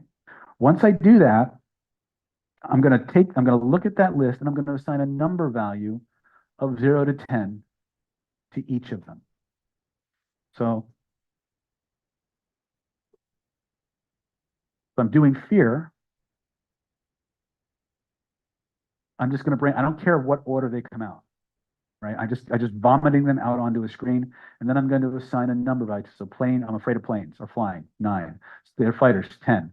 Large women in comfortable shoes is a 3, right? Pregnant VWs, 10. When I was a kid, my friends liked to play punch buggy. And so every time I would see a VW, I'd get slugged. So it's a 10. Kevin Hardy's latest, whatever, right? Kevin Hardy's one of my students. He's always got weird shit coming up. Anyway, the point is I'm going to assign number values to all of these, right? And then I'm going to reorganize these based on their charge. So I'm going to go from lowest to highest, right? So I'll start with my ones. Oops, that's really hard to see. So I'm going to list all my level 1s, all the things that have a charge of 1, right? And then I'm going to, oops, that didn't work out the way I planned it. Then I'm going to list my 2s, my 3s, my 4s, my 5s, my 6s, 7, 8, 9, all the way up to my 10s. Now, here's a little helpful hint. If any of your stuff has a charge of 0, it's probably not a problem. Put it out there. But I'm going to list all the things I'm afraid of based on the charges. So here's my level 10 pregnant VWs, right? So that goes here.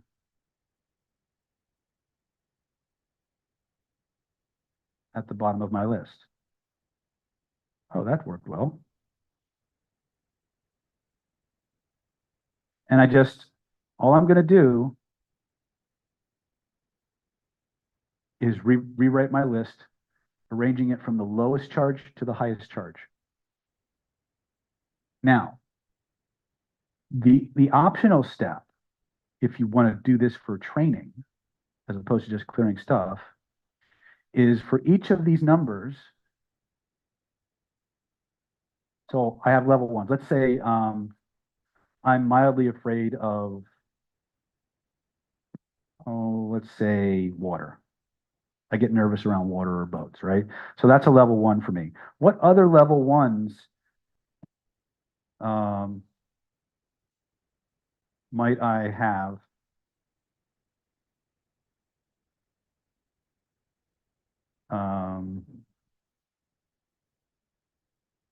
I say that because my father-in-law, my mother-in-law are Chinese, and they're little.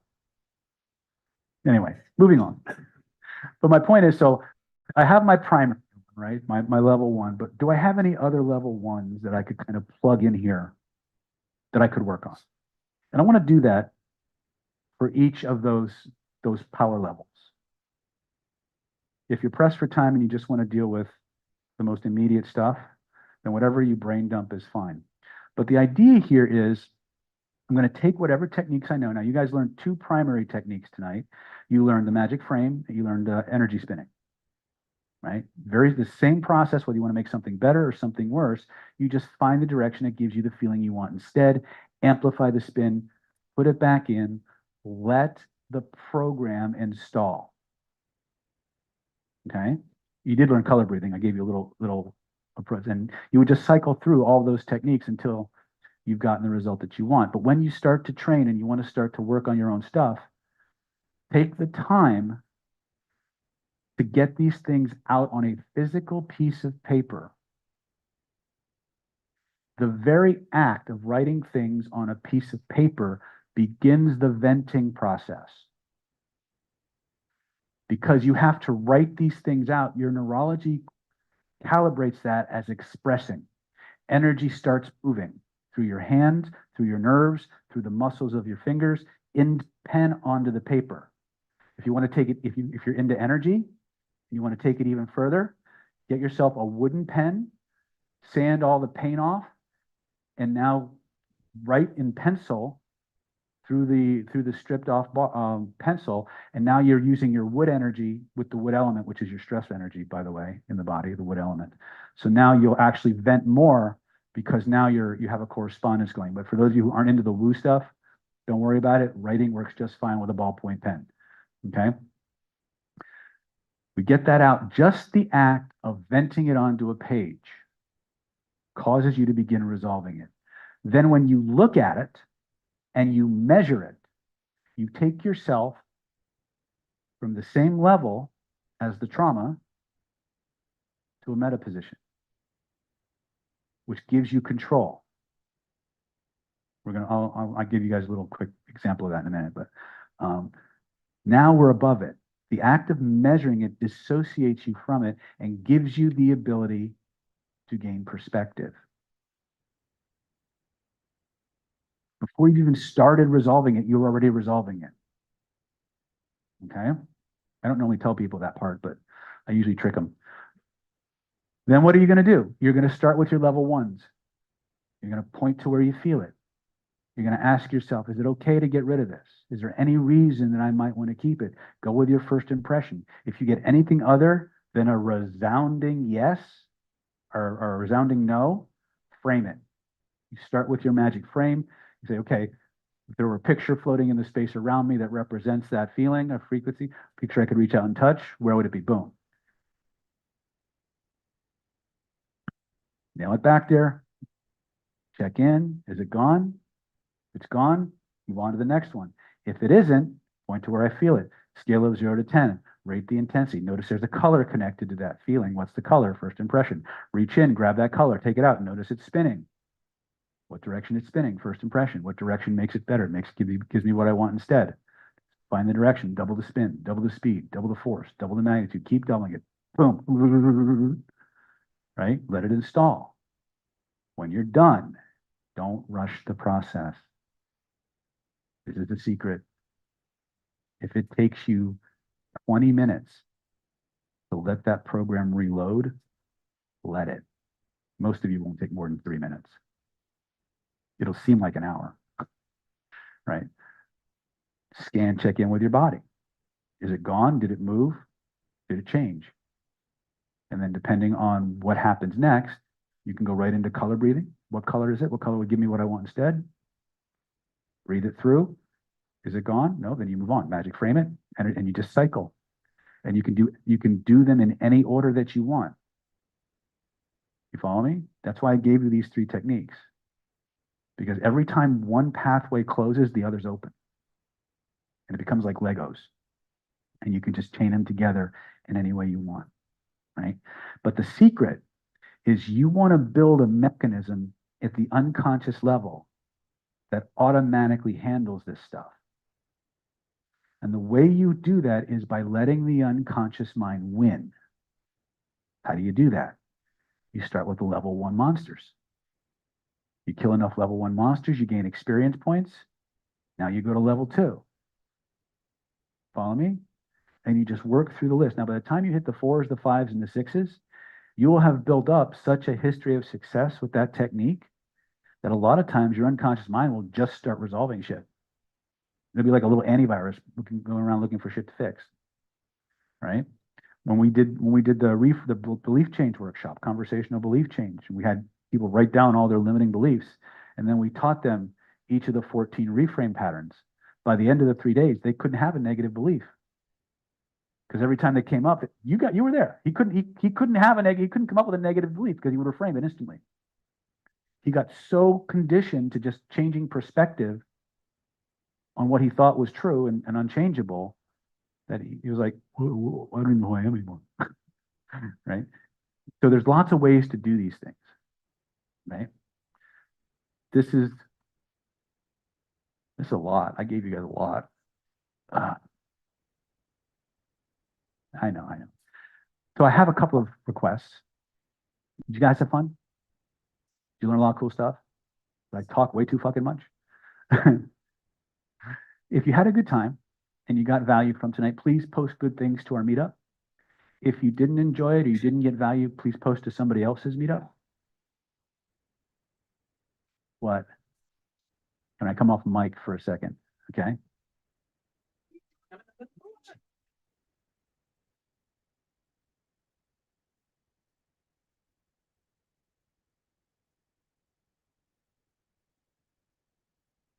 Oh, I don't want to give them that.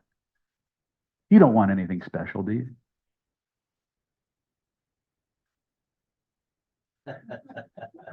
Damn you, Moss. All right, so I have is it a relationship workshop? What am I doing this weekend? Oh, okay. All right, so tell you what, I wasn't going to do this. It was obviously Moss's idea, which means I'm going to regret it. But I have a virtual event coming up this weekend. It's called Get the Love You Want the Way You Want It. It's a combination of my Attraction Mastery course and my Soulmate Secrets program, combined with a healthy dose of my Law of Attraction training. And it was specifically designed for people who are on my romance workshop. I did a webinar a couple weeks ago. I broke out all my relationship products that I created many, many years ago. I gave it away, and I decided to give them a free or VIP ticket to the virtual pen. If anybody wants to join in on that 3-day training, we'll give you a half-price ticket voucher. Just see Moss; he'll explain all the details. It's a virtual thing, so you don't even have to show up in person. But yeah, it'll be through Zoom. It'll start 10 a.m. on Friday and go Friday, Saturday, Sunday. So yeah, that's about all I have to say about that. So I want to, on behalf of NLP Power, and yes, sir. still going through my mind. You mentioned open loop, and then you went back over here. That's still on my mind. Oh, this? Flipping the script. That's what we just did with bucket listing. Yeah, because what happens is your nervous system will always draw your focus to the most traumatic things first, which by definition is the thing you've had the most trouble getting rid of. So you have a bigger history of failure with those things than anything else. So if you want to be able to deal with those levels of things, and you're not willing to work with somebody trained or outside of yourself to do that, you have to retrain yourself on smaller monsters, build up your success and confidence level and skill set, and then take on the bigger ones. Now, what I didn't tell you, which I will tell you now, is that if you do this the way I'm teaching you, by the time you hit the 8s, 9s, and 10s, they won't feel any different than the 1s, 2s, and 3s. Because as you step through this process, the perceived level of difficulty from one level to the next is only 1.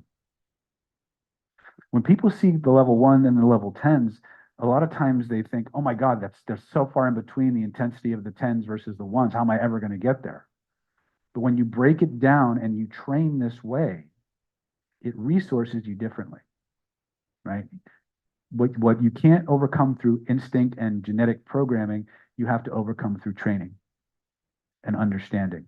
So this allows you to flip that script, because your natural tendency is to focus on the most heinous things in your life first. And it makes sense. It's evolutionarily adaptive. It's why your ancestors survived. But the reptile brain doesn't really care about your happiness. It has 2 jobs: to keep you alive and move the genes forward. Anything else is icing on the cake. So it will keep you alive, but it doesn't necessarily care if you're depressed or not, right? So you need other techniques to fix that, to move that needle. Does that make sense? Okay. Yeah. I was given the mic, so I naturally had the permission to ask a question. So I say that again? I was given the mic, so I naturally had the permission to ask a question. Oh, So my question is, I'm not shy, so I like to talk to people. uh-huh. And I started realizing I was doing something and I'm not sure. And it's more of a confirmation of, is this ethical for me to do this?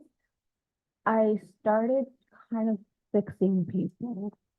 Without And- their permission? No, with their permission. Okay. I always ask for their permission, but the ethical part is there's no follow-up. I guide them into meditation. I see their change. Some people have like this, what the hell just happened? This Mhm. didn't work. And some people are like, what the heck happened? Mm-hmm. Why do I feel the way that I do? Mm-hmm. So I have like the 2 aspects. And I don't give them no information. I kind of just say, have a nice day. Mm-hmm. Hopefully you have a wonderful day. And I walk away. But I have this feeling of like, should I contact them? Like, should I follow up? Like, how do I know? Well, if they know you did an intervention, then you should absolutely follow up, because you did an intervention. And if you charge more than. Mhm. Yeah, that's true. But I'm not charging them. Well, we'll work on that next. I demand all of you clinicians charge more money. You're needed, right? But no, if you're moving through the world being a tzaddik, which is just a good saint type person moving through the world, it's like a highway to heaven.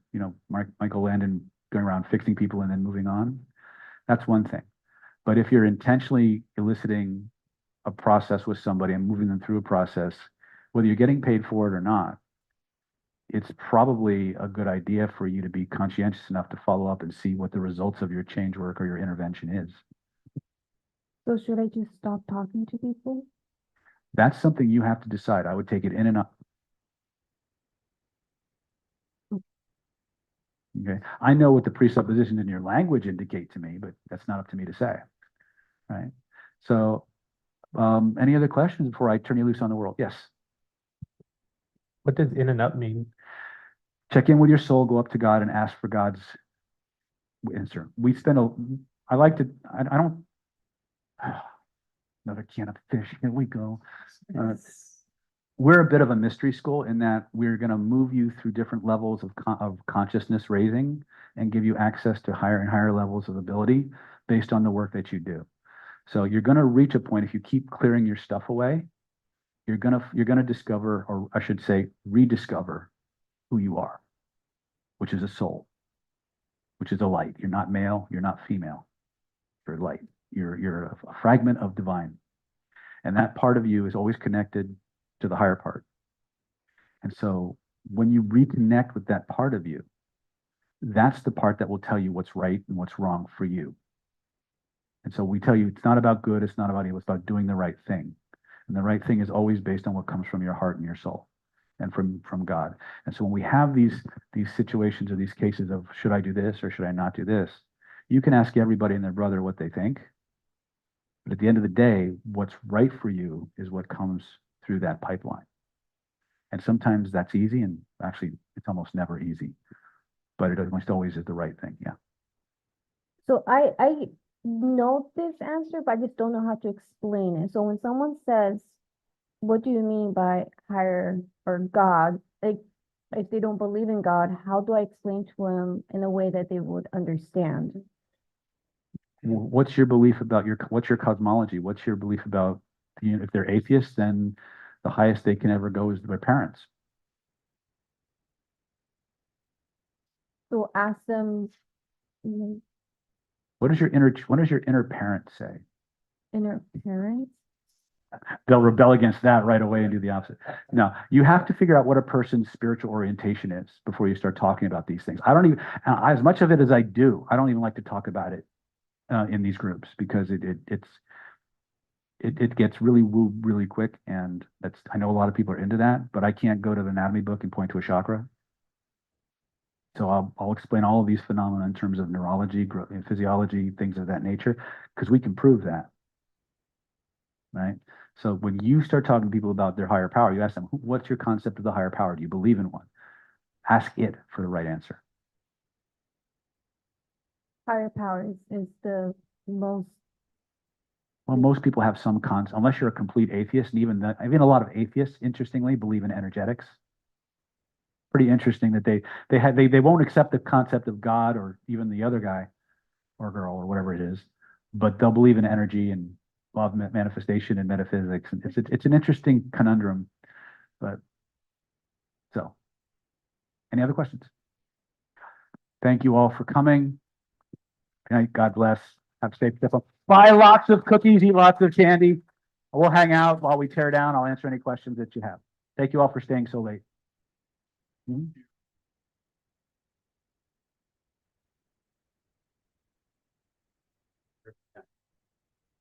Yeah,